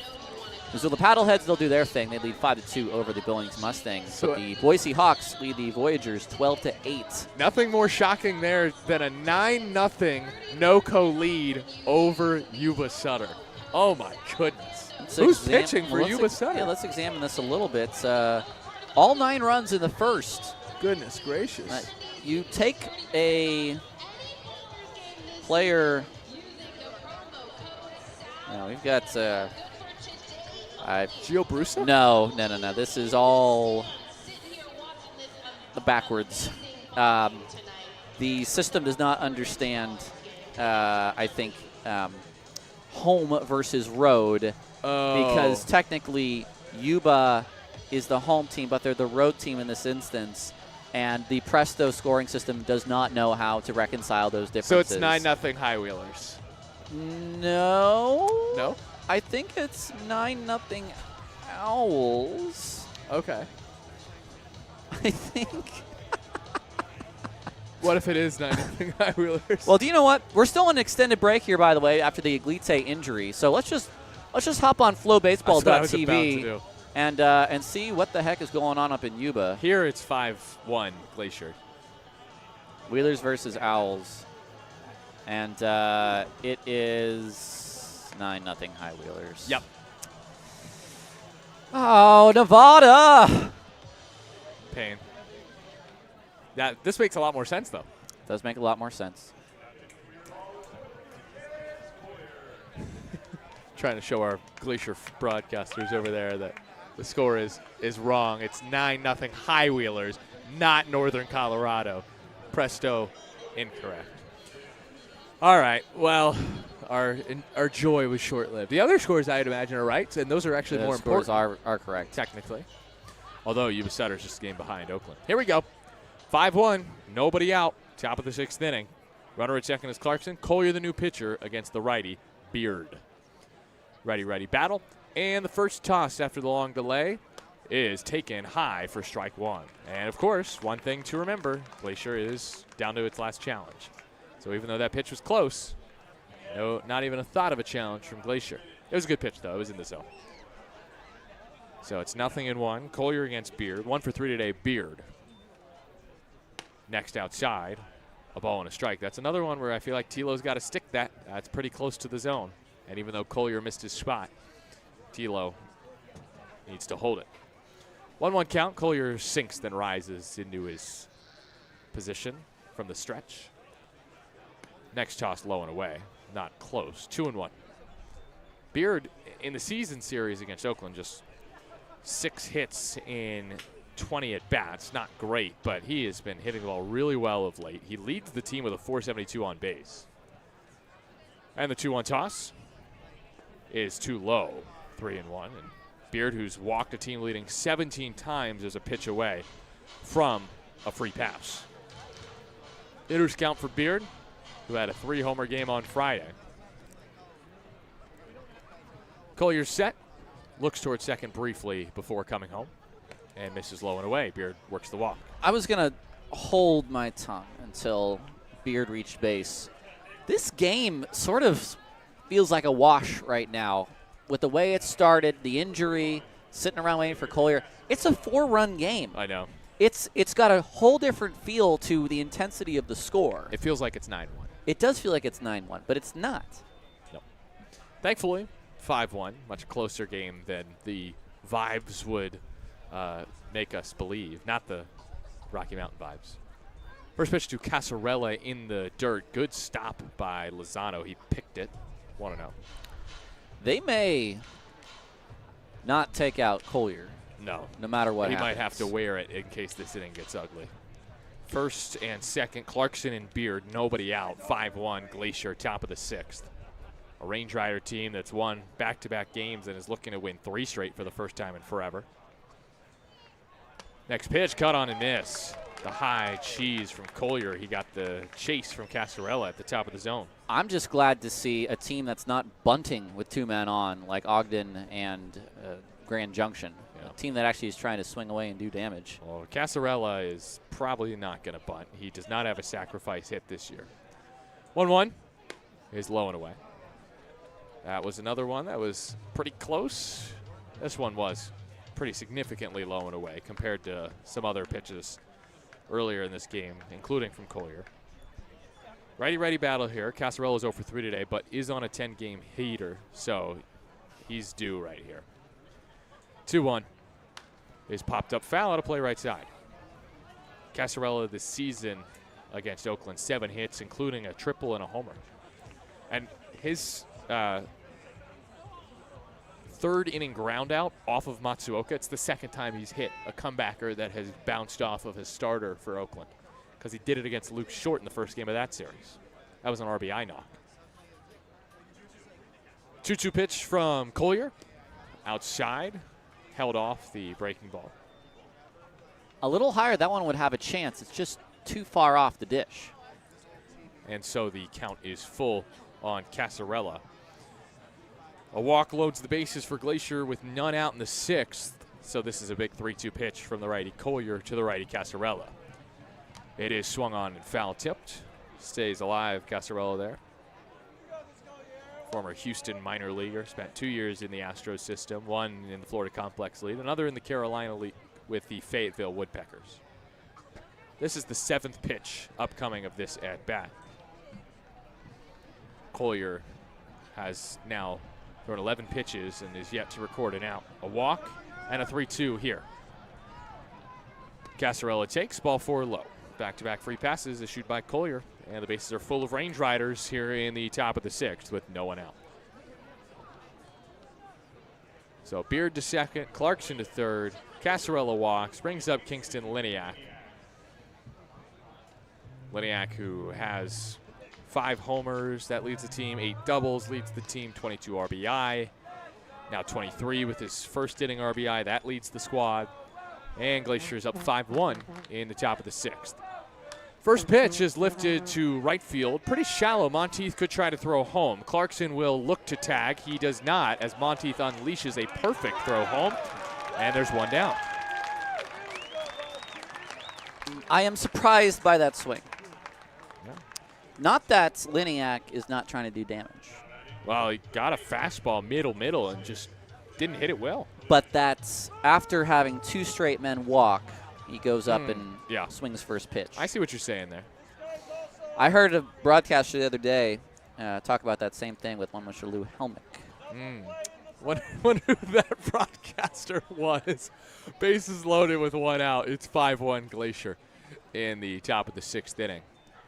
First toss is swung on and fouled back by Lynch. 0-1. Yeah, it doesn't matter who it is. It can be frustrating to see a hitter after back-to-back walks swing early in the count. This will go a long way for Collier if he can. Wow, that's a big horsefly. If he can get out of this jam as things stand. Okay, it's out of here. That's good. 0-1 toss is next. Swung on a miss. Lazy hack from Lynch. 0-2. There's that split change. I'd throw that 3 more times until Lynch proves he can hit that. Yeah. Even if he doesn't swing at the first 2, I would throw it again. 0-2. Collier a pitch away from an immense out, but he's only got 1 on the pitch timer, and he delivers just in time. Swing and a miss. Strike 3. 3 strikes, 2 down. Lynch whiffs. That's a huge strikeout for James Collier. I think the only time we've seen the pitch time violation is with Rodriguez. Is that correct? I'm not sure. All I know is Collier had 1 called against him in Missoula. Okay. First pitch is a called ball low on Howell, 1-0. No. Yes. Yes. That pitch wasn't inside.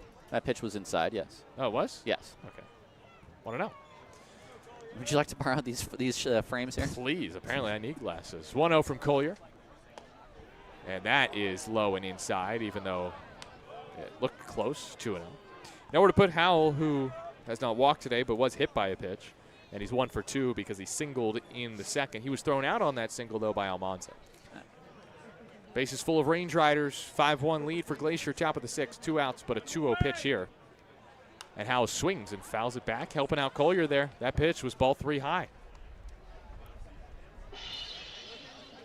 Howell came in just 1 for 11 against Oakland this year and was injured in that series, or I would assume re-aggravated an injury. You know what? Actually, that was a different injury because he at first did not play in the Missoula series with a concussion. Then he went on the IL with something different. 2-1. Howell takes strike 2 right down the middle. Collier a pitch away from an incredible Houdini act here after walking the bases loaded. Got a fly out to shallow right, then a strikeout of Lynch. And now it's 2-2 with 2 outs on Howell in the top of the 6th. It's 5-1 Glacier. Collier ready. 2-2 toss. Swung on, popped up. Right side. Foul ground. Almanza is there and makes the catch. Wow. A Houdini act to top all Houdini acts from James Collier. After pitching himself into a bases-loaded jam, he pitches his way out with 2 fly ball outs and a strikeout. Bottom of the 6th we go. 5-1. Oakland trails Glacier on 860 AM The Answer.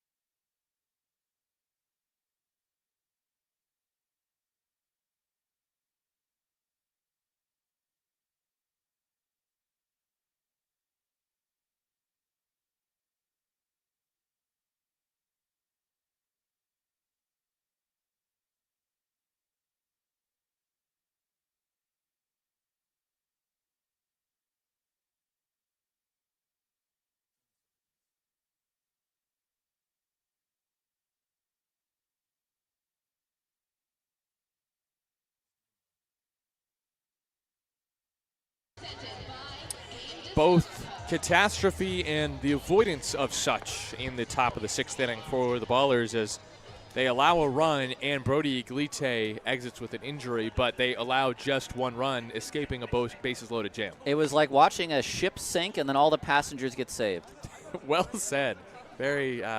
It was almost like the Titanic, except, like you said, the passengers were all saved.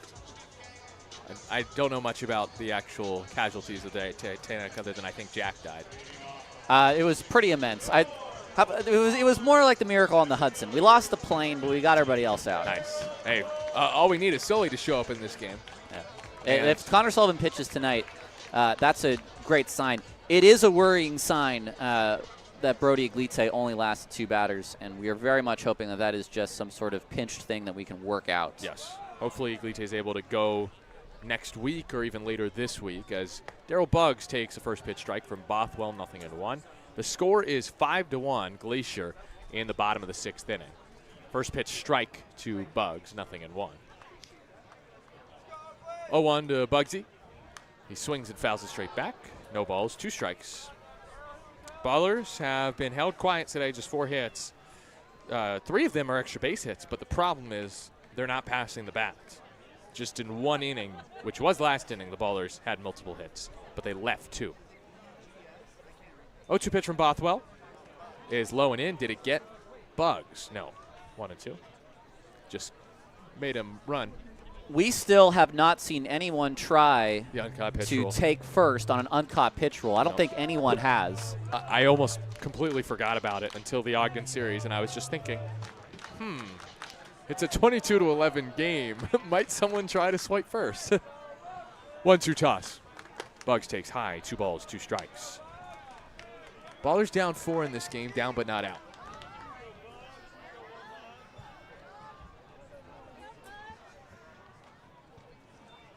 Two-two toss. Buggs powers it high in deep right field. Clarkson on the run. It is down. It's fair. Buggs at least has a triple. Clarkson throws it in. The throw is cut off, and Buggs slides into third with a lead-off triple here in the 6th. That's triple number tris for Buggs this season. And that was interesting. That was a ball that was kind of lazy but long, and a ball that Clarkson may have been able to get to on a more direct path. It works. That is a rally, folks, with the way things have gone today. It could just be a rally starter for the Ballers as they get an important run in scoring position in this game with nobody out. Buggs at third for Druick with nobody out. First toss is taken for a strike on the outside corner, 0-1. Druick struck out swinging in the 4th. He's 0 for 2 today. Ballers have 5 hits, 4 extra base hits against Bothwell. Druick swings and nearly falls down with the foul tip past Mendoza, 0-2. He's trying to get Buggsy home. Buggs was down 0-2, then worked the count to 2-2, then tripled to right field as Clarkson took a questionable route to the baseball. This ball has to be put in play. It has to be something productive. 0-2, Druick takes. Got to hold off that breaking ball, and he does. It's 1-2. Pitch was in the dirt. 5-1, Ballers trail. It's the bottom of the 6th inning. Glacier up 4.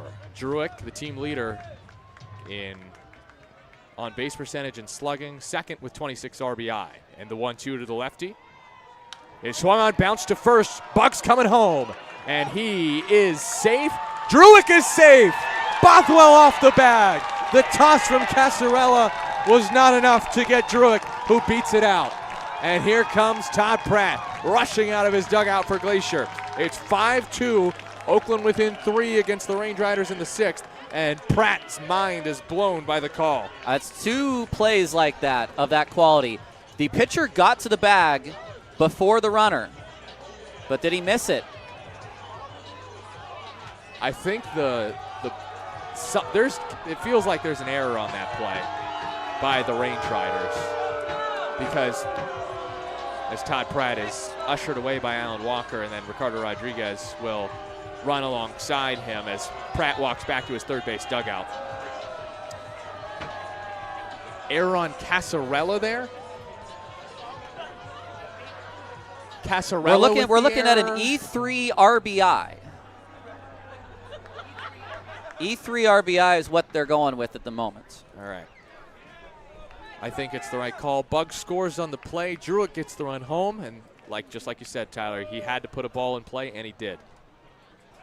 Throw back to first. It's a balk. A balk on Bothwell. Uh-oh. And now Todd Pratt is going to be furious. No, he's staying put in his dugout. Alan Walker just called a balk on Bothwell. I was waiting for a head to pop out there. Okay. It's been an interesting 180 feet for Davis Druick. So now does that run become earned with the balk? No, it'll stay unearned if it's an error. pitch gets away from Mendoza. Going down to third, Druick. He slides in head first. It was a high fastball, and now Bothwell is clearly rattled. Mendoza couldn't handle the high heat, and Druick down to third on the wild pitch. E3, balk, and wild pitch. I don't think you can have a free 270 feet for a stranger trip. This has gotten officially into weird territory now. Now the Ballers get another runner at third with none out for Cam Buford, the right-handed hitter. Just took a first pitch ball. Next toss way inside, nearly another wild pitch. Well, this crowd of 2,388 is going to be invigorated by what they have just seen here. The Ballers, once down 5-1 and staring in the face of a bases-loaded none-out jam. It's 5-2, and Buford takes high and in, ball 3. Wow, and the Ballers are a pitch away from sending the tying run to the plate all of a sudden in the 6th. Runner at third is Druick. Buford likely with a red light here. And he takes all the way. It's strike one called. That was looked inside. We'll put it was that the way. same pitch as the previous one. Yeah. But on 3-0, you will get that. It's a generous call from Ricardo Rodriguez. And it's a hitter's count for Cam Buford. 3-1 pitch is swung on, laced to short. That's out number 1. So the Ballers are robbed of a base runner in the 6th by a missed call.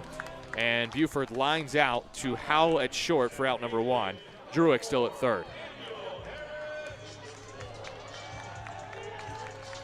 Remember what I said about not challenging on 3-0? Well.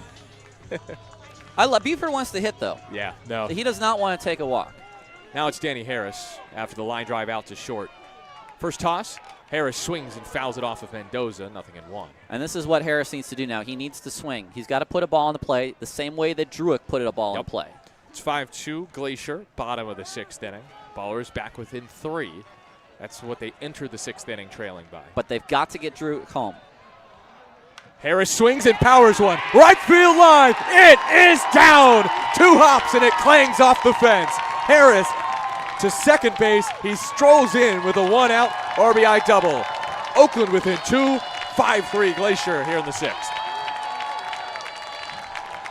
Danny ran that like he knew he was going to be safe the whole way. That was a little bit of a jog into second, but that is a big double for Oakland here, and for Harris, it's his 4th of the year. Brings in Glendon Rush, the pitching coach for Glacier, after the RBI double.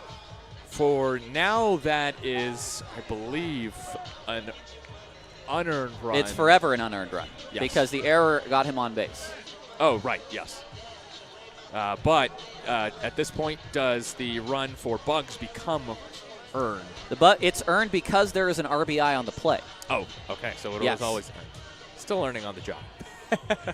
The play was never to home. It was either going to be an out or it was going to be an error at first. That's true. That's true. Here's Christian Almanza. Tying run at the plate, bottom of the 6th, 1 out. 2 outs. No, 1 out. Almanza takes a ball. That's challenged. That could be the last challenge from Glacier. But it looked like it was at the bottom of the zone. Mendoza knows his zone, and it is overturned, so Glacier still has 1 challenge remaining. It is 0-1 on Christian. That's a big call from Mendoza. He knows to burn that there, he's got to get it right. But because of how big this at-bat is with the way this inning is snowballing, that's a gutsy call from a guy that knows the catching position. 2 in the inning for Oakland, trailing Glacier 5-3 in the home 6th. The runner at second is Harris after his RBI double slammed down that right field line. The 0-1 toss, lefty-lefty battle from Bothwell is taken in the dirt by Almanza, a ball and a strike. And this is where now Danny has got to be careful with his aggressiveness, because we have seen him a few times this year get a little too jumpy out there. Oh, yeah, he's been picked off. He is the runner at second. Almanza is the tying run at the plate. Almanza with a double in the second. He's 1 for 2 against Bothwell in this game. 1-1 toss is a called strike on the outside corner, 0-2. Almanza extended his hit streak to 8 games with his double in the second. He has 6 extra base hits and 10 RBI in his now 8-game hit streak. But Bothwell ahead of the lefty, and the lefty Bothwell's pitch is low and away, 2-2. So we saw Almanza drive a ball to right center. We saw him go the other way toward short. So he is trying to stay back on these pitches from Bothwell. And again, you want to see something in play. The team leader with 29 RBI, looking for a clutch hit for Oakland against Glacier here in game 1 of a 6-game set. 2-2 from Bothwell. Almanza swings, lines it up the middle on the ground, base hit. Harris will score. Almanza with team-leading RBI number 30. It's Glacier 5, Oakland 4. A 3-spot for the Ballers against Bothwell in the 6th.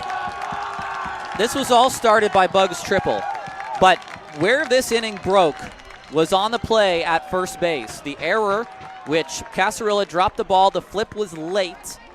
Druick with the RBI, and then from there, line out, double, single. It's a 1-run ball game. And Bothwell, who might be a little bit aggrieved with how this inning has gone against him, is going to walk off.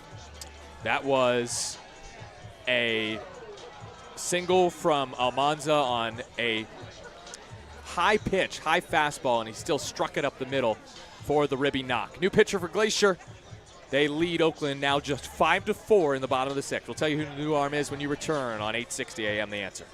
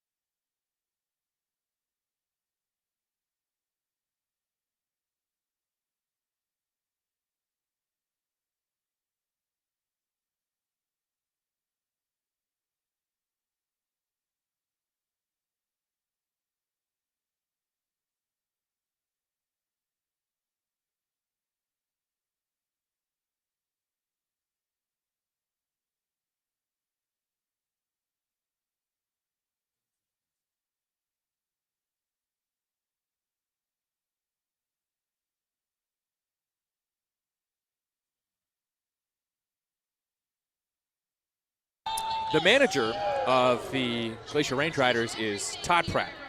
The pitcher entering is Davis Pratt for the Range Riders here in the bottom of the 6th. It is a 5-4 ball game. Oakland within 1 and a runner at first in Almanza with just 1 out. Pratt Saturday against Yuba Sutter in an 8-3 win, went 2/3 of an inning, no hits, no runs, and a strikeout. 25-year-old righty from Albuquerque with a 6.10 ERA this season. 1-0 record, 11th appearance, 10 1/3 innings, 12 hits, 5 walks, 11 strikeouts. He has not allowed a home run, and this is his 3rd appearance against Oakland this year. Well, Bothwell 5 1/3 for him, 7 hits, 4 runs, 3 earned, no walks, and 7 strikeouts.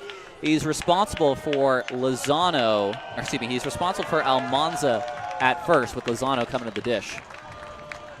Lozano is the batter. The Ballers trailed 5-1 entering the bottom of the 6th. They've scored 3 runs. There is just 1 out and a runner at first. Righty-righty battle. First pitch is a breaking ball just off the plate for Tilo as the Tyler Lozano sound, the song rings out from these Raimondi Park fans. This has 9th inning opening day vibes right now. This inning is just sort of strangely created. Lozano takes a strike on the outside corner, 1-1. You get the big hits like you saw from Santos and Helmig, but you have the sort of misplayed ball. Maybe it's an error, like the ball over Bagneski's head here with Casarilla at first. 1-1 from Pratt to Lozano. Drops in for strike 2. Good breaking ball there. Pratt did give up 2 earned runs and 4 hits on June 3rd against Oakland in Kalispell. Lozano did not face him. 1-2 hook, struck him out. And Pratt gets the K. Almanza still at first. 2 down, bottom of the 6th. Oakland trailing Glacier 5-4. Brings up Nick Leahy, who also did not face Pratt on June 3rd. Pratt then threw a scoreless, hitless inning on June 7th against the Ballers. And Leahy, the home run hitter from earlier today, batting with 2 outs, and the Ballers trailing 5-4. First pitch off the end of the bat rolled foul towards first, 0-1. Oh, good to see that slider on the first pitch, if any. It's a little too early right now for manager Aaron Miles to bring out those lefties from the bench. Otherwise, I think he may have seen them in the last couple. You say that, but man, Aaron Miles loves the matchup advantage. Instead, Leahy gets a righty-righty battle here with 2 outs. The 0-1 pitch. Yanked outside the fastball, 1-1. Now, if Leahy were to reach, I could see Pat Monteith getting lifted for either Lou Helmick or Michael O'Hara or Isai Santos. I don't want to see him lifted the way he hit the ball last at bat. 108 off the bat. 1-1. Leahy takes the slider low. 2 balls and a strike. That's a really good take. He saw that pitch one, barely got a piece of it there, recognized it through the zone, bottomed out. Like that take from Nick. 5-4 Glacier leads, bottom of the 6th inning. Here from Oakland. Back at Raimondi Park for the first time since June 1. Runner at first is Almanza, the tying run. Leahy a homer earlier today. 2-1 nearly hits him, 3-1. Hitters count for Leahy, who teed off on the first pitch he saw from Ty Bothwell. Nobody told Leahy that Bothwell was the Pioneer League pitcher of the week. Somehow he missed the memo. 3-1. Leahy takes ball 4. That's off the plate. 91-mile-an-hour fastball that missed by centimeters. Huge take from Leahy. And good call. Monteith is removed. Lou Helmick hits with a chance to tie the game or give Oakland the lead. This is going to be a straight swap. Helmick will remain in the game. Helmick pinch hitting after the Leahy walk. Runners at first and second for Lou, who the last time he swung a bat, it was a cricket bat yesterday, and he went yard. I don't think that's the term in cricket. Either way. Pratt in relief of the starter Bothwell with a strikeout but then a walk. Now has to face Lou Helmick, who represents, well, he doesn't really represent much. It's the tying run that's at second, and Leahy, the go-ahead run, is at first. Helmick hitting in place of a righty Monteith. So Air Miles does give the Ballers the matchup advantage here. Helmick on a 3-game hit streak, 6 for 12 in the series at Ogden. First toss is swung on and popped up. Foul territory, Lynch running out of room. He'll watch it fly out of play. That's what he's in there for. 92 on the hands. Take a hack. Yep. He is pinch hitting. He was not pinch looking. Helmick, 3 for 5 Saturday, tied a season high. Also 1 for 3 on Sunday with an RBI. RBI single in the 7th inning. That was a clutch hit in that game. The Ballers entered that inning tied at 2 with Ogden. Here they trail 5-4. And Helmick takes low. It stays in front of Mendoza. It was in the dirt, and Mendoza makes the important stop, 1-1. And remember, Mendoza is one of the best blockers and throwers in the league. Mendoza, the great defensive catcher, the former YOLO high-wheeler, makes the important save there to keep Almanza at second and Leahy at first. Helmick is the hitter. 302 batter this season, has driven in 14. 22-year-old lefty from Germany. Swings and laces one to center field. Liniak racing in, makes the catch for out number 3. That's exactly what you want from Helmick, a hard-hit ball to center field, but unfortunately for him, it didn't duck in front of Liniak. It ducked into his glove. Ballers, though, get 3 in the inning. It's a 1-run game. 5-4 Glacier. We go to the 7th on 860 AM The Answer.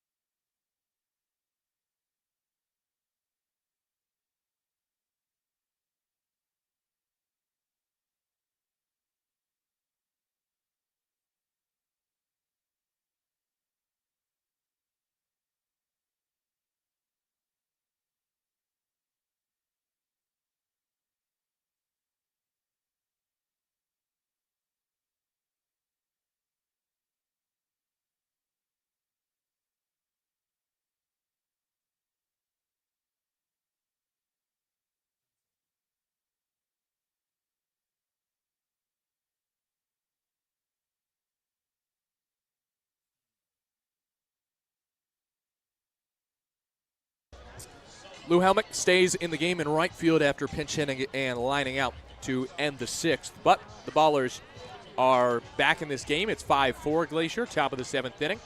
And in for James Collier is Caleb Franzen, the lefty, to face a lefty in Kenny Lavari, a righty in Mendoza, and then a lefty in Ashworth.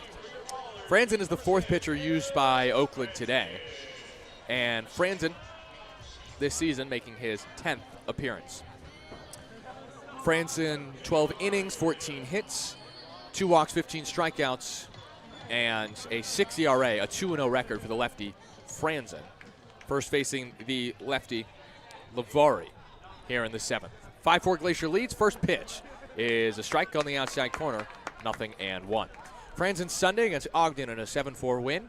Through an inning and 2/3, a hit, no runs, and 2 strikeouts. Kept the game tied in that 5th inning.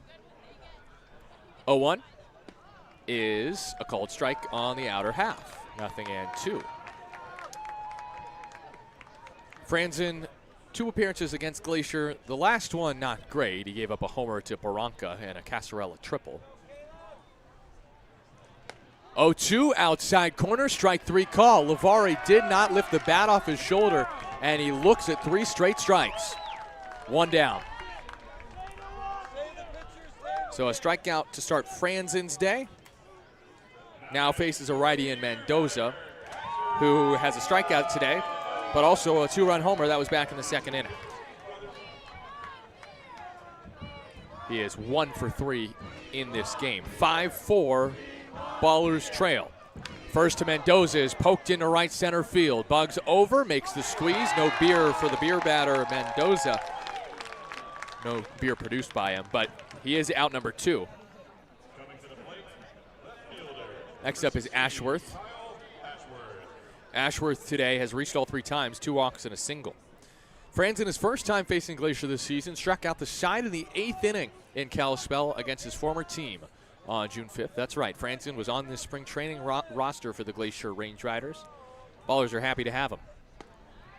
First pitch, a strike on the outside corner to Ashworth, 0-1. Franzen has thrown nothing but strikes, 5 pitches, all of them in the zone, one of them lined into center field by Mendoza. Ashworth, the lefty hitter, against the lefty pitcher, Franzen. Takes strike 2. Really nice breaking ball. He went front door on the left-handed hitting Ashworth. And Franzen is a pitch away from a perfect 7th, trying to keep momentum on Oakland's side. Franzen, from the stretch, the lefty, comes home and misses low. The first ball he's thrown. And honestly, that's a relief to see, because the problem for Franzen last week was he was throwing too many strikes, but then had a really good outing against Ogden his last time out and is looking for a perfect 7th inning. It's 1-2 to Ashworth. Top of the zone, just above the zone, called a ball correctly by Ricardo Rodriguez. I've been on his case a bit this game, but Ricardo Rodriguez, when it matters most, makes a good call there. He should not have rung up Ashworth, and he did not. The 2-2 from the lefty Franzen is in there, strike 3, bottom of the zone. Glacier challenges, and they're out of challenges. That nabs the bottom of the zone for strike 3, and Franzen punches out 2 in the top of the 7th. Time to stretch from Oakland. It's Glacier 5, Oakland 4. Ballers trying to take it or tie it or take the lead when you return on 860 AM The Answer.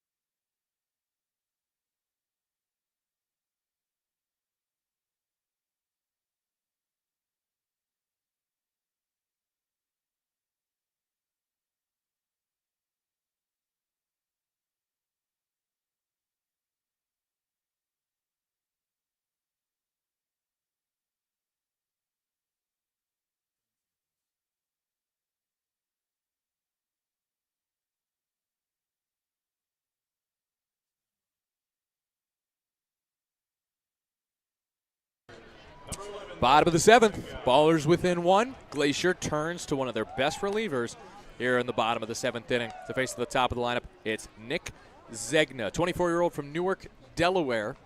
The right-hander Zegna Saturday against Yuba Sutter, 2 hitless innings and 2 strikeouts in an 8-3 win. Zegna this season, 2.79 ERA, 9 appearances with tonight's included, 2 saves, 9 2/3 innings, 10 hits, and no walks to 11 strikeouts. Well, Pratt did his job, came on, got 2 outs against Helmick and Lozano, and kept us a 1-run ball game. So Zegna, the righty, to face a righty, and Cobb first pitch, breaking ball low.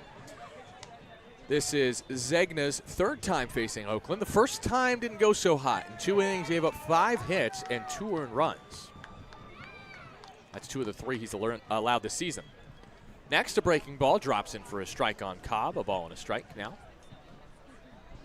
Zegna's next time out against Oakland also did not go well. Unearned run, 2 hits in 2/3 of an inning. He did strike out 2. 1-1 to Trey Cobb, the righty. Swung on and missed. 1-2. So of Zegna's 3 earned runs allowed this season, all of them against Oakland. And the Ballers hoping that streak continues here in Game 1 of this 6-game set at Raimondi. Zegna way ahead here, though. It's 1-2. And Cobb bounces it foul off of himself. Those 2 curveballs at 75, 91 at the top of the zone looked like 110. Yeah. I'm Nevada Cullen. That's Tyler Peterson. Thanks for tuning in on your Tuesday night. Great to have Tyler back on 860. We missed you on the road, but glad you got some beauty sleep. It's paid off. 1-2. Breaking ball swung on and missed. Oh, that's a presto crash. First of the game for me. 1 out for the 2-hitter, Darryl Buggs, the second. As Cobb strikes out for a second time. He's now 0 for his last 10 in a mini slump.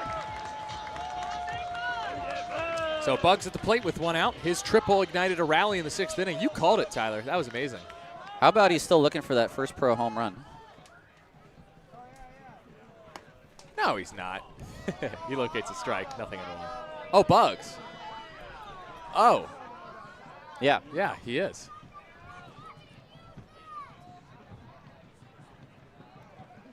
Oh, 1. Buggs takes a breaking ball outside 1-1. Well, I mean, look, he's been What does that mean? Why would he say such a thing? He's been swinging a hot bat in BP. Very, I'll tell you very that. hot bat, Bugsy. Oh, I was talking about batting practice. Oh, okay. I mean, in terms of the home runs, he's been hitting them out a bit more. And he swings and lines one into right center field. This is a base hit. Clarkson gets there, and the tying run is on for the Ballers in the 7th. It's a single for Buggs, who has hit to right field in consecutive plate appearances in consecutive innings. It's 1 out in the 7th. Druitt coming to the plate. I do not see Aaron Miles sending Davis Druitt or sending Darryl Buggs here. I just don't see it yet. Maybe if Druitt flies out or something, I just don't see it here with Druitt at the plate. Don't want to take the bat out of the hands of one of your best hitters in an RBI scenario. First pitch is a called strike, top of the zone on Druitt, 0-1. Druitt today is 0 for 3, but had an RBI in the 6th. He reached on the error by Casarella on a bang-bang play at first base. 0-1 from Zegna. Druitt swings and fouls it back, 0-2. Davis Druitt's latest heroics came by way of not swinging the bat. It was a bases-loaded walk against Ogden on Sunday to put the Ballers ahead for good. It was a 3-2 lead he established that the Ballers would not relinquish in that finale against the Raptors. 0-2 from Zegna. Bends in, but Druitt hits it to left field. Ashworth got a late break on it, but chases it down and makes the catch. 2 away. Brings up Cam Buford. That was a good 2-strike swing there, though, by Druitt. I think now this is with Buford coming to the plate. If Buggs is going to run in this inning with 2 outs, this would be a time. You get 4, 5, 6 hitters. Yeah. Buford today is 0 for 3. Zegna's shown a really good slide step here, though. And do you run on Mendoza? That's the other question. First to Buford is a perfect strike on the outside corner at 91. 5-4, Glacier leads Oakland, bottom of the 7th inning. Buford really hasn't had any huge hits yet for the Ballers. He takes outside 1-1. He's had some huge home runs in the knockout round. That's true. Buford has really done a lot of his game-winning damage in that knockout Actually, round. making it a one-run game against Junction, I think, was his biggest biggest hit. 1-1. Buford takes a breaking ball just a tad low, 2-1. Buford did give Oakland a 2-1 lead, though, on Friday against Oakland with a Against Ogden. Against Ogden, thank you, with a RBI single. I'm not going to correct you on most things, but that one I had to. 2-1, bounce too short. Howell goes the short way. Bugs, with his speed, nearly beats him there to the bag, the covering Beard, but is out 6-4, and the inning ends on a fielder's choice. Ballers still trail by 1. We go to the 8th. It's 5-4 Glacier. You're on 860 AM The Answer.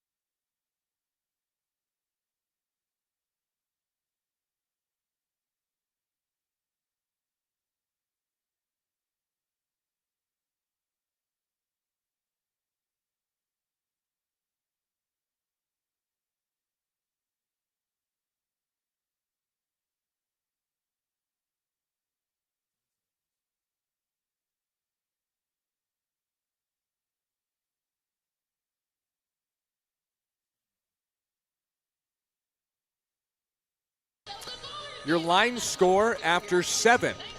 5 runs on 8 hits, 1 error for Glacier. And then for Oakland, it's 4 runs on 8 hits, no errors. It's a 1-run game. Well, TP, I did my best. I got a couple runs back there, and to take you the rest of the way and maybe complete the comeback, here's Tyler Peterson. A one-run ball game in the 8th. It's the first game of a homestand. It just sort of feels like opening night. I don't know what it is about this game. It's weird enough to be that game that went to a knockout round. First home game in 2 weeks will do that to you. Clarkson against Franzen, and the first pitch fastball is a called strike on the outside. It's 0-1. 90 miles an hour from Caleb Franzen, who went 1-2-3 in the 7th inning with 2 backwards Ks. He's set on the mound, the lefty, and now his high kick and his pitch is a breaking ball, also on the outside for a called strike 2. He's been peppering that outer portion of the plate, and really it's not even close to the edge. It's just on the outer half. Clarkson waits. 1 for 3 today with a double. It was an RBI double. The 0-2 on its way is swung on and missed. Breaking ball in the dirt, and down goes Clarkson. That's 3 strikeouts and 4 batters for Franzen, and I don't know what was happening in terms of his command. He was really commanding too well, honestly, the last couple weeks on the road, but he has turned it around. Here comes Aaron Miles, a righty coming to the plate in Beard. That means Franzen, his job is done. We'll take a break. We'll come back. It's Ballers Baseball on 860 AM The Answer.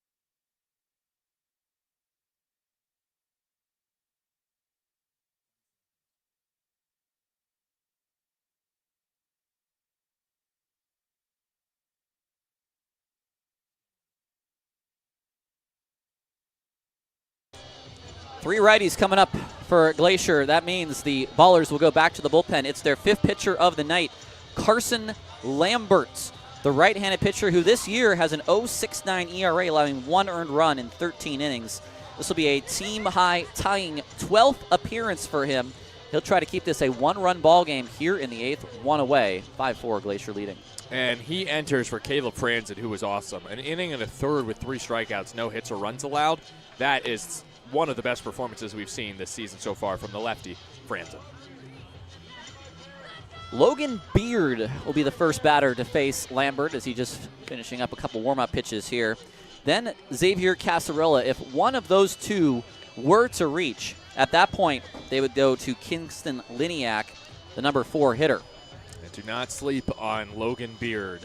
Today he has just a measly single in the first inning and a walk, but I mean also a line out, and he just comes in really hitting the ball well. He is working on 3 straight multi-hit and multi-RBI games. He had that 3-homer game on Friday. This is a big at-bat right here with Beard.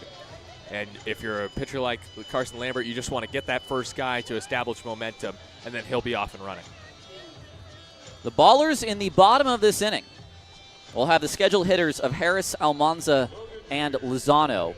What pitcher they will face, we don't know yet. There is a righty warming up. It could be the right-handed thrower, Jason Franks. Yeah, that would be my guess. The first pitch on its way to Beard is swung on and missed. Fastball top of the zone at 92. It's 0-1. Lambert, who began the year last year as a starter, moved to the bullpen, has only been out of the bullpen this year so far. The 0-1, half swing. Does he go? Yes, says Alan Walker at first. It's 0-2. And he has been excellent in his 13 innings. He's allowed 13 hits, 2 walks. He's struck out 13 and just allowed the 1 earned run. It's 0-2 to Beard. It's Lambert from the windup. His high kick and his 0-2 pitch on the way is off the glove of Lozano, a little bit high. He does not go chase after it. And I think if you're in the zone and you're thinking about it, Beard might have been able to run on that one because Lozano had no interest at going after that ball. It's 1-2. And now the pitch on its way. Strike 3 called on the breaking ball, and Beard is gone looking. Lambo really looked confident there against Beard. And he allowed an earned run on 4 hits on Friday, by far his worst appearance of the season, his first earned run allowed. I think he was just tired, but look, this is a guy that appeared 4 times in the series against Glacier, so that is probably why he was tired, but did not allow a run against the Range Riders. 7th strikeout of the game for Oakland. Now Xavier Casarilla, who swings and laces one high and deep to right center field. Back is Bugs. He reaches up. He makes the catch as he falls down on the warning track in right center field and steals extra bases from Casarilla. It's a 1-run game. To the bottom of the 8th we go. Hello, Harris, Almanza, and Lozano on the other side on 860 AM The Answer.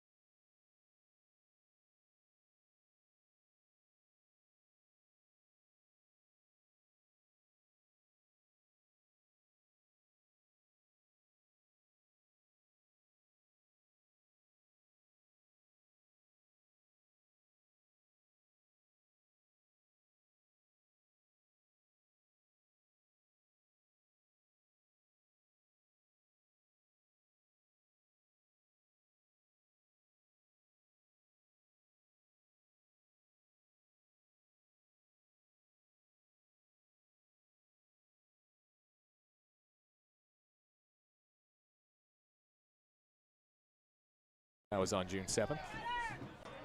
Franks is set.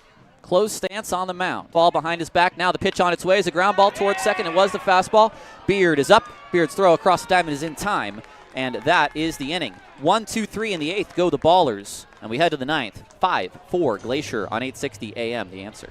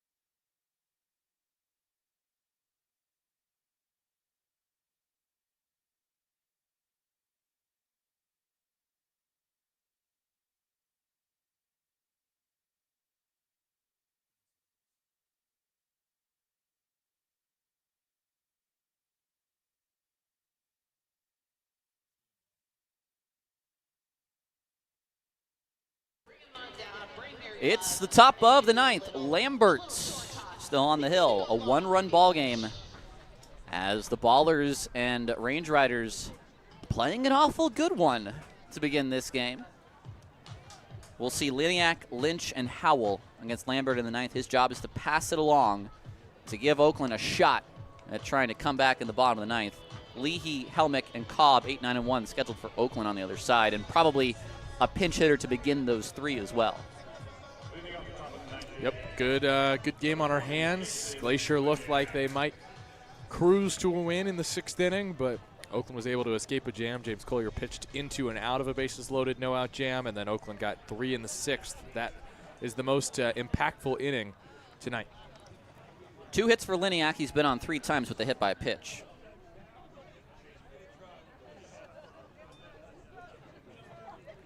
Lambert, his first toss of the 9th is on its way, and it's a changeup for a called strike 1 on the outside. Faced 2 hitters in the 8th. Struck out Beard, and then Casarilla flied out to deep center. The 0-1 popped up. Is this playable? Lozano looking up. He doesn't see it. Now he does. Coming back toward the screen, and it is out of play, off the screen. I don't know. No play. I'll tell you that much. It drops for a foul ball. He did well to communicate the fact that he didn't see it. It was very clear, and so Christian Almanza came racing from first, but he had no play. And Lozano, who is so good at those foul pop-ups, really, I feel like never had a chance at that one. We're at the time of the night where those pop-ups hit way above home are very difficult to grab. And so it's just 0-2 on Liniak, who takes high and away for ball 1. Liniak in this game, RBI single, then another hit, a hit by pitch, and then a flyout. Lambert looking for a strikeout pitch. The 1-2 is hit into center field. Shallow. Bugs in. Still coming in. He stops. He's underneath it. He makes the catch. Bugs has been a busy man tonight. He makes back-to-back putouts, 1 to end the 8th, 1 to begin the 9th. He had 4 putouts from the 4th to the 5th inning. So 1 out for Lynch. A double play, a line out to center, a fly out to center, and a strikeout. Those are his 4 at-bats today. Left-handed hitter, dangerous. We know that from last year. Lambert's first pitch is swung on, popped up. That'll get out of play. He was one of the best doubles hitters in the league. Tied 16th in the end with 25 two-baggers for Great Falls. You can't look too far ahead in this game because there's still 2 outs here in the 9th. Lambert into his windup, and it's a foul back to the screen. But let's talk about Leahy leading off. It's probably going to be Cowan coming in from the bullpen, so you'd have to imagine Aaron Miles is going to a lefty. Is that Michael O'Hara? I think it's either Michael O'Hara or Isai Santos. Probably thinking O'Hara with the speed he has. The 0-2 on its way is down in the dirt. I feel like O'Hara Oh, it's a tough choice because both get on base well. Santos just a little bit better in terms of the on-base percentage. And certainly Santos knows how to work a count. It's a 1-2 to Lynch. And the pitch on its way is swung on, is blooped into center field, in is Bugs. This might fall. It does. A Texas leaguer for Lynch. And there's a man on now here in the ninth for Glacier. Just a little blooper into left center field by Lynch, and he will take it. He gets his first hit of the night. He was 0 for 4, and that's just his third hit so far as a range rider.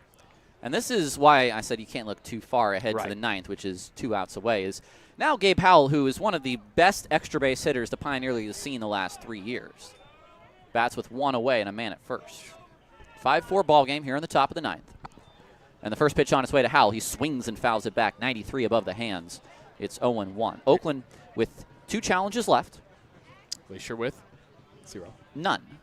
Howell, you're not kidding. 88 in the past 4 years for Glacier in terms of extra base hits. 45 his second year in 2023. 0-1 to Howell. The kick and the pitch from Lambert is a fastball off the plate at 93. We've seen good velo from Lambert this year, and certainly what he did in the offseason has helped him get to 1 or 2 ticks above where we saw him last year. The 1-1 is hit out to right field. Helmet coming in. He stops. He reaches up. He makes the catch. 2 away. You can see Lou pump towards first base because Lynch was pretty far off the bag. Never know when Lou's just going to let it rip, but did not there. So 2 outs now for the lefty, Kenny Lavari. The one lefty that Lambert has faced so far reached. That was Lynch on the Texas League single. Here is Lavari, the DH. 2 walks, an RBI double today. He's 1 for 2. Lambert is set from the stretch. And the first pitch on its way to Lavari is swung on and missed. Fastball at 92. It's 0-1. Might have just gone out of the zone a little bit high and away.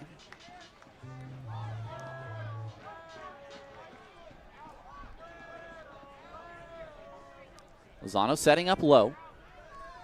Lambert's next toss is a fastball on the high outside corner. 92, strike 2. A quick 0-2. Nice pitch by Lambo there. Just caught the high outside corner.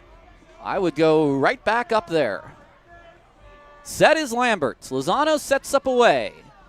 And the 0-2. Here it comes. It is swung on and missed. 93 past Lavari. To the ninth. 1 to tie. 2 to go home on 8:60 a.m. The answer.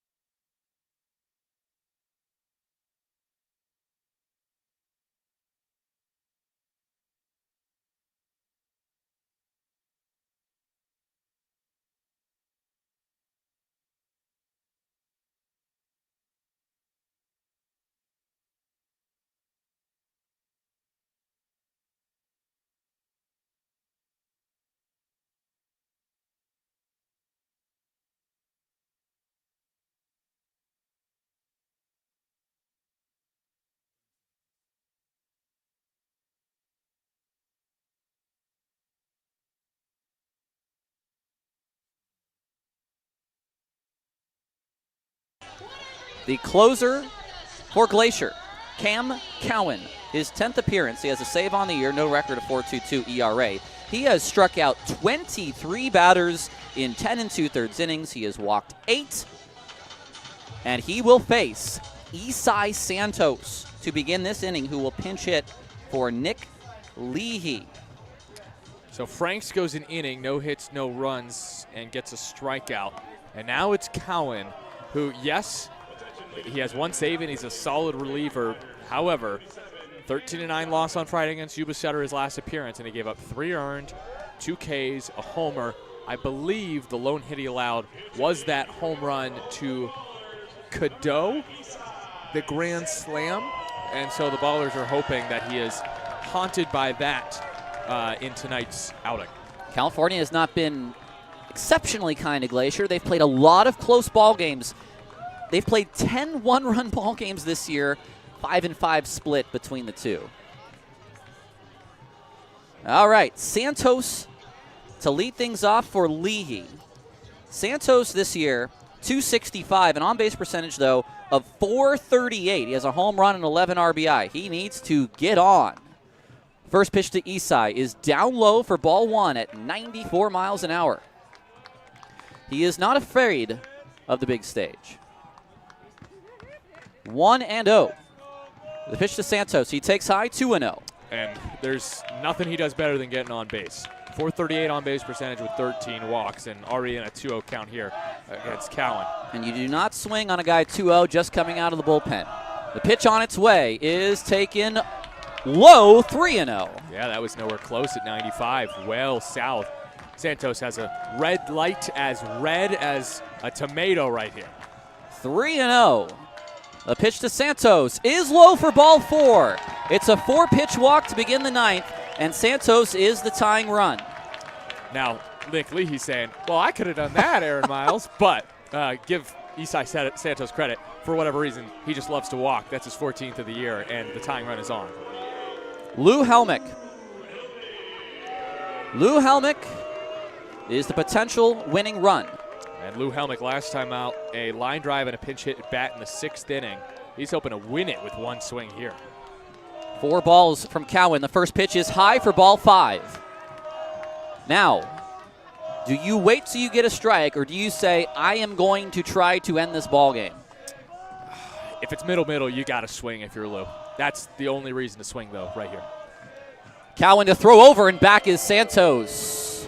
Just to make sure he wasn't sleeping. It's the bottom of the 9th. The Range Riders lead by 1, but Oakland has their leadoff man on in Santos. He has walked. He has a good lead at first. Cowan is set. It's a 1-0 to Helmick.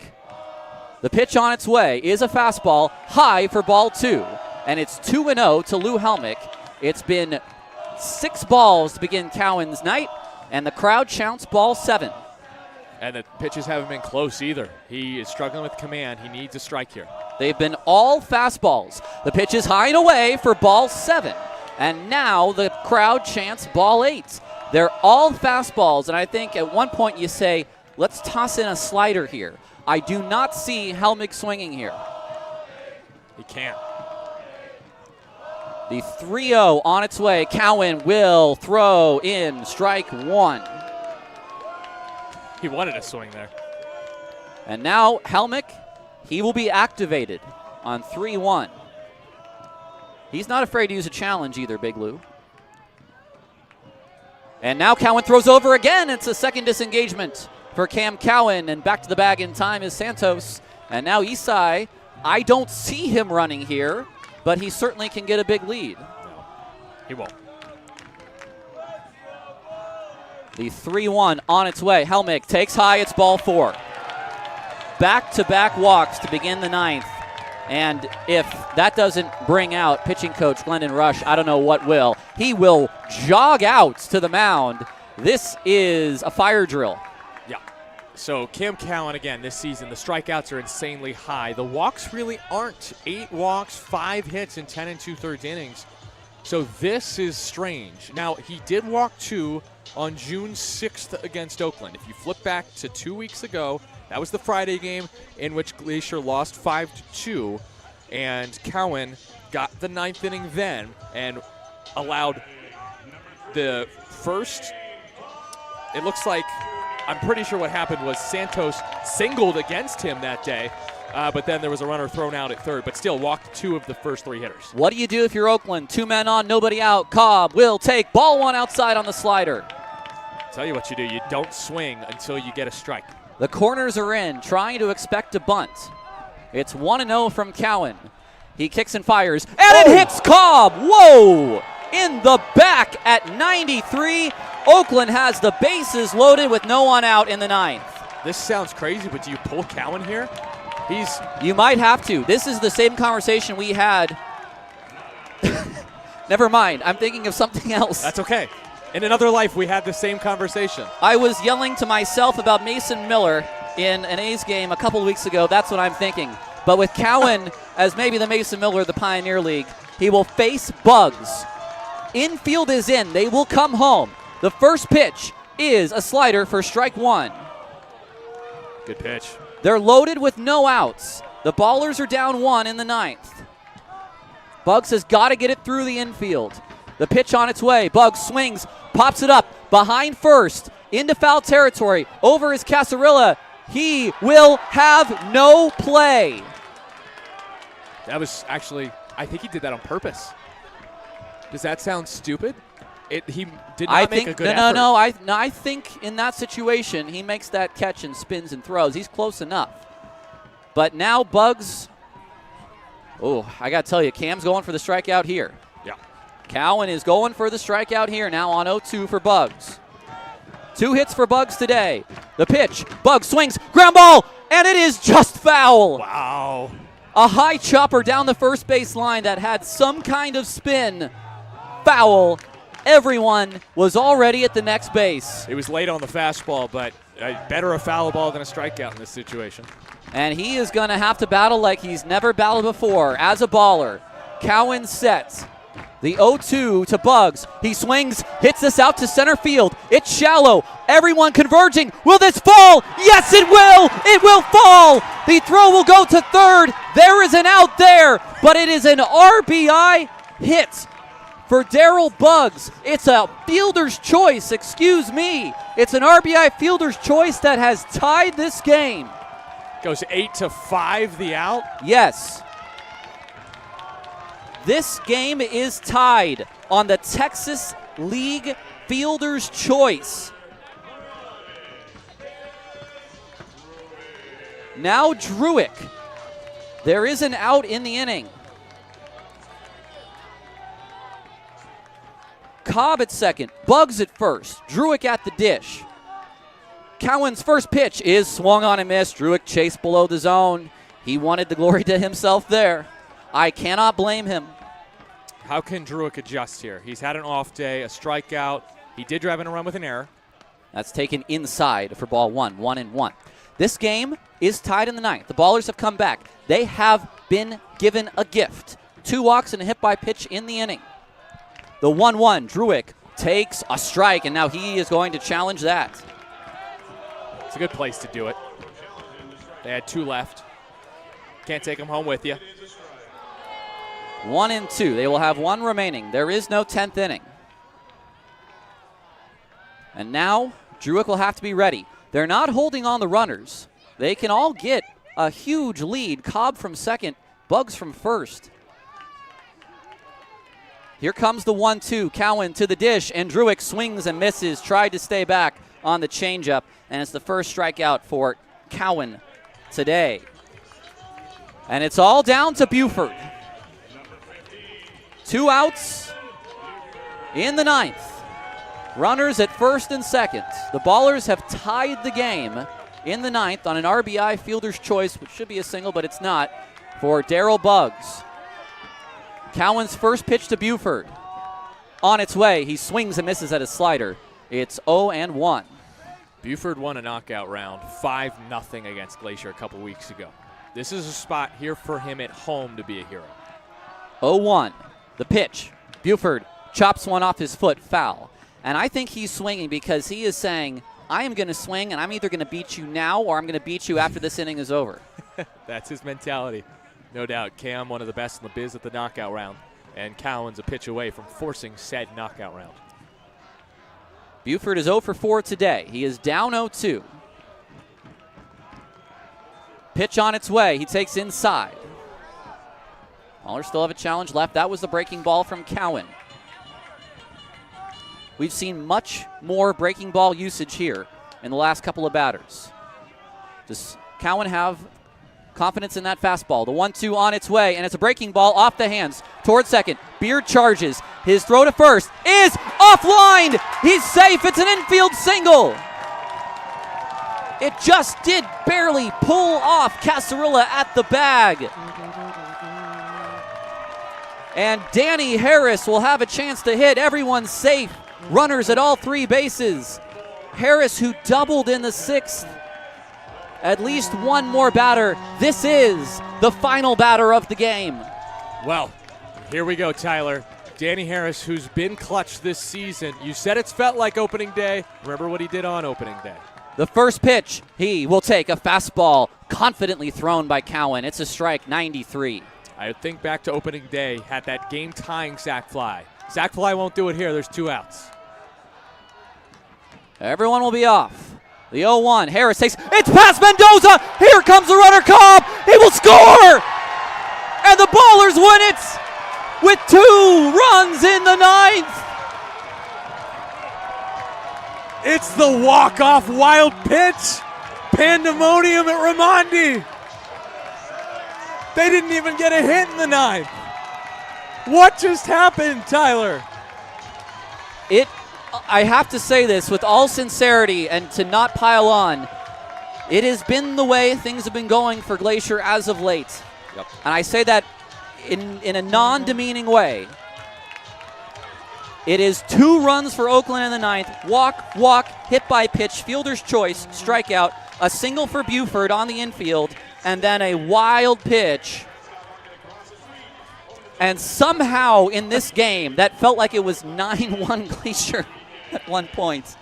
The Ballers score 2 in the 9th to take this opener. And if they're not in it with 23 remaining now, I don't know what's going on. Yeah, you're right. There was a hit in that inning. I forgot about the Buford little infield squib. But whatever works. All right. We're going to send it down to Aubrey Tolliver, who is standing by with Daryl Buggs. And this right here is Daryl Buggs, ladies and gentlemen. You guys come back from an amazing road stand. What does it mean to end a game like this, start off the home stand with a win? It means a lot. I mean, all glory to God first and foremost. But it just brings electric energy coming back here to start off at home again, picking up where we left off, and just keep it going. And it's a comeback win too, but at one point you guys are down 4-1. When you're in that position, how confident are you in your guys to be able to turn around and have a finish like this? I mean, we all believe in each other. You know, good days, the bad days. I mean, we all support each other through the ups and downs. So, I mean, I'm 100% sure that everybody trusts each other in the lineup. 19-8 on the season, an amazing start. What can we see from these Ballers moving forward? More wins. That's all. Way more wins. Tyler, back to you. Thank you, Aubrey. 17-8. I hate to correct her, but 17-8 on the season. We'll come back. We'll wrap up the totals. I'm going to take another swig of water. Ballers win a walk-off in the series opening night winner. We're going to call it that. This is 8:60 a.m. The Answer.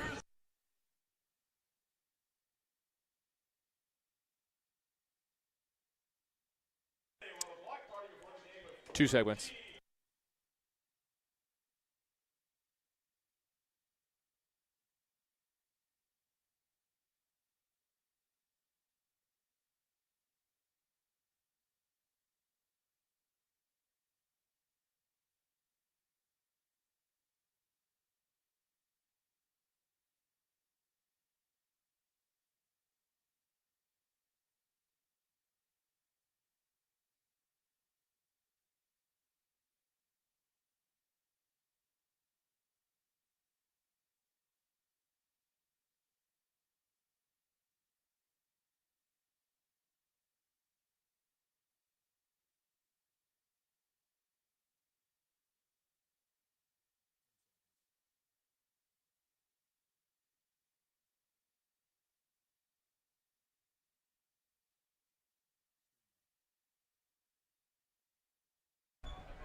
Well, in a game that I said over and over again, it felt somewhat strange like opening night, something in the air. It did not feel like a win. It did not feel like a game the Ballers deserved to win. No. They find a way, and they are gifted an infield single 9th where they get 2 walks, a hit by pitch, a fielder's choice, a wild pitch brings in the run. 2 runs, they win.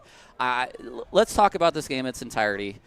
5 runs, 9 hits, 1 error for the Glacier Range Riders. 6 runs, 9 hits, no errors for the Oakland Ballers. The win goes to Carson Lambert, who goes 1 2/3 scoreless innings, allows a hit, no runs, no walks, and 2 strikeouts. The loss goes to Cowan, who goes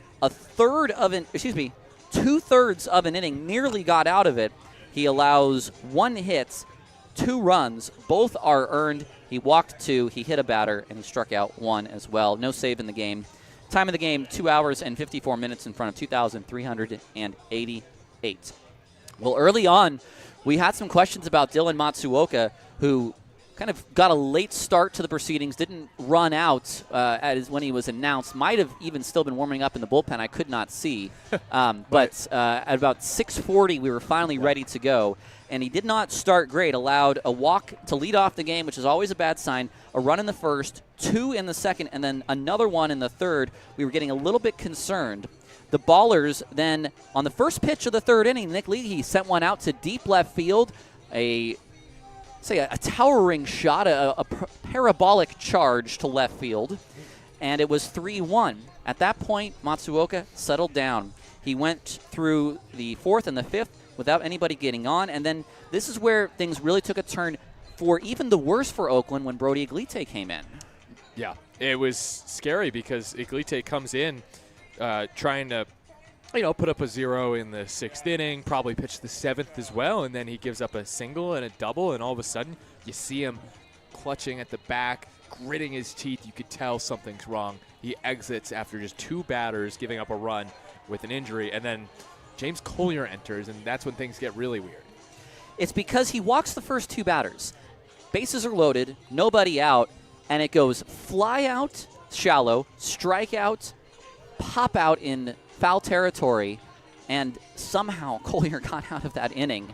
It was great for Oakland because at that point, you were waiting there for Collier to warm up for like 5 minutes, and you're just thinking, boy, the mood in the building, you feel your shoulders slump. You're down 5-1, bases loaded, no outs. It just felt like the Ballers were not going to pull it out. And then in the bottom of the 6th, that's when things got sort of opening night-ish, which is when, leading things off, Darryl Buggs tripled down the line on a high drive that I thought Clarkson might have had a chance on.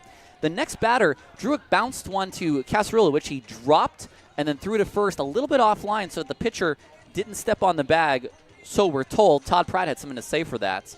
Did not win the argument. No. Druick reached on the error. A run came in. Danny Harris, a couple batters later, doubled to double in Druick, And then Christian Almanza hit in Harris. This all came off the start of Ty Bothwell, who before that was really pitching a gem. Yeah, Bothwell ends up going 5 1/3, 7 hits, 4 runs, 3 earned, and struck out 7 without a walk. There's no doubt he's one of the best pitchers in the league. So that makes the Ballers' 6th inning even more surprising. But this is where the Ballers have the advantage over most teams. Glacier is not necessarily one of those teams, except for the way they're playing right now, is their bullpen. Yep. The Ballers' bullpen and the pitching staff at large is the best in the league. So if we look at the 7th inning, and when the Ballers score first, they're 11-2. A big reason for that is they keep leads they have almost all the time. So in the 7th, Franzen comes in, 1 1/3, 3 strikeouts, and then Lambert in the 8th and 9th, 1 2/3 innings of clean baseball. That allowed Oakland to come back in that 9th inning. And we saw the good matchup from Franks. We saw the good inning from Zegna as well before that. But Cowan in the 9th, was that the same Cam Cowan you saw in Glacier? No. I mean, against Oakland prior to this, he had not allowed a run. He had walked 2, but he had struck out 5. The Ballers looked hapless against Cowan, but this is the Cowan, sadly for him, that came out Friday in Yuba Sutter, where he just really struggled in that outing, ended up giving up 3 earned runs in a 13-9 loss, and his woes continue here in California. Santos led off the inning with the walk on 4 pitches. Then Helmick, he walked as well on 5. With 1 strike, Tremaine Cobb Jr. was hit in the back, bases loaded, no outs, Ballers down 1. Buggs in a good at-bat, and I believe on a 2-strike pitch, is able to pop a ball over the shortstop that really the runner from second, Helmick, had nowhere to go. No man's land. You can't stay back. You can't go. He was always going to be out by the time Liniak got there. By the way Kingston Liniak was charging that ball, Ballers fans could feel that ball was falling in center, and then it did, and it was like, oh, did that just happen? And that's a ball where if you're Santos at third, that's one of the few instances where you do not stay at the bag to tag up. No. You go back with how shallow that ball was. He scored on that play. Ball went to third, fielder's choice, out at third. Then Druick comes up, strikes out swinging.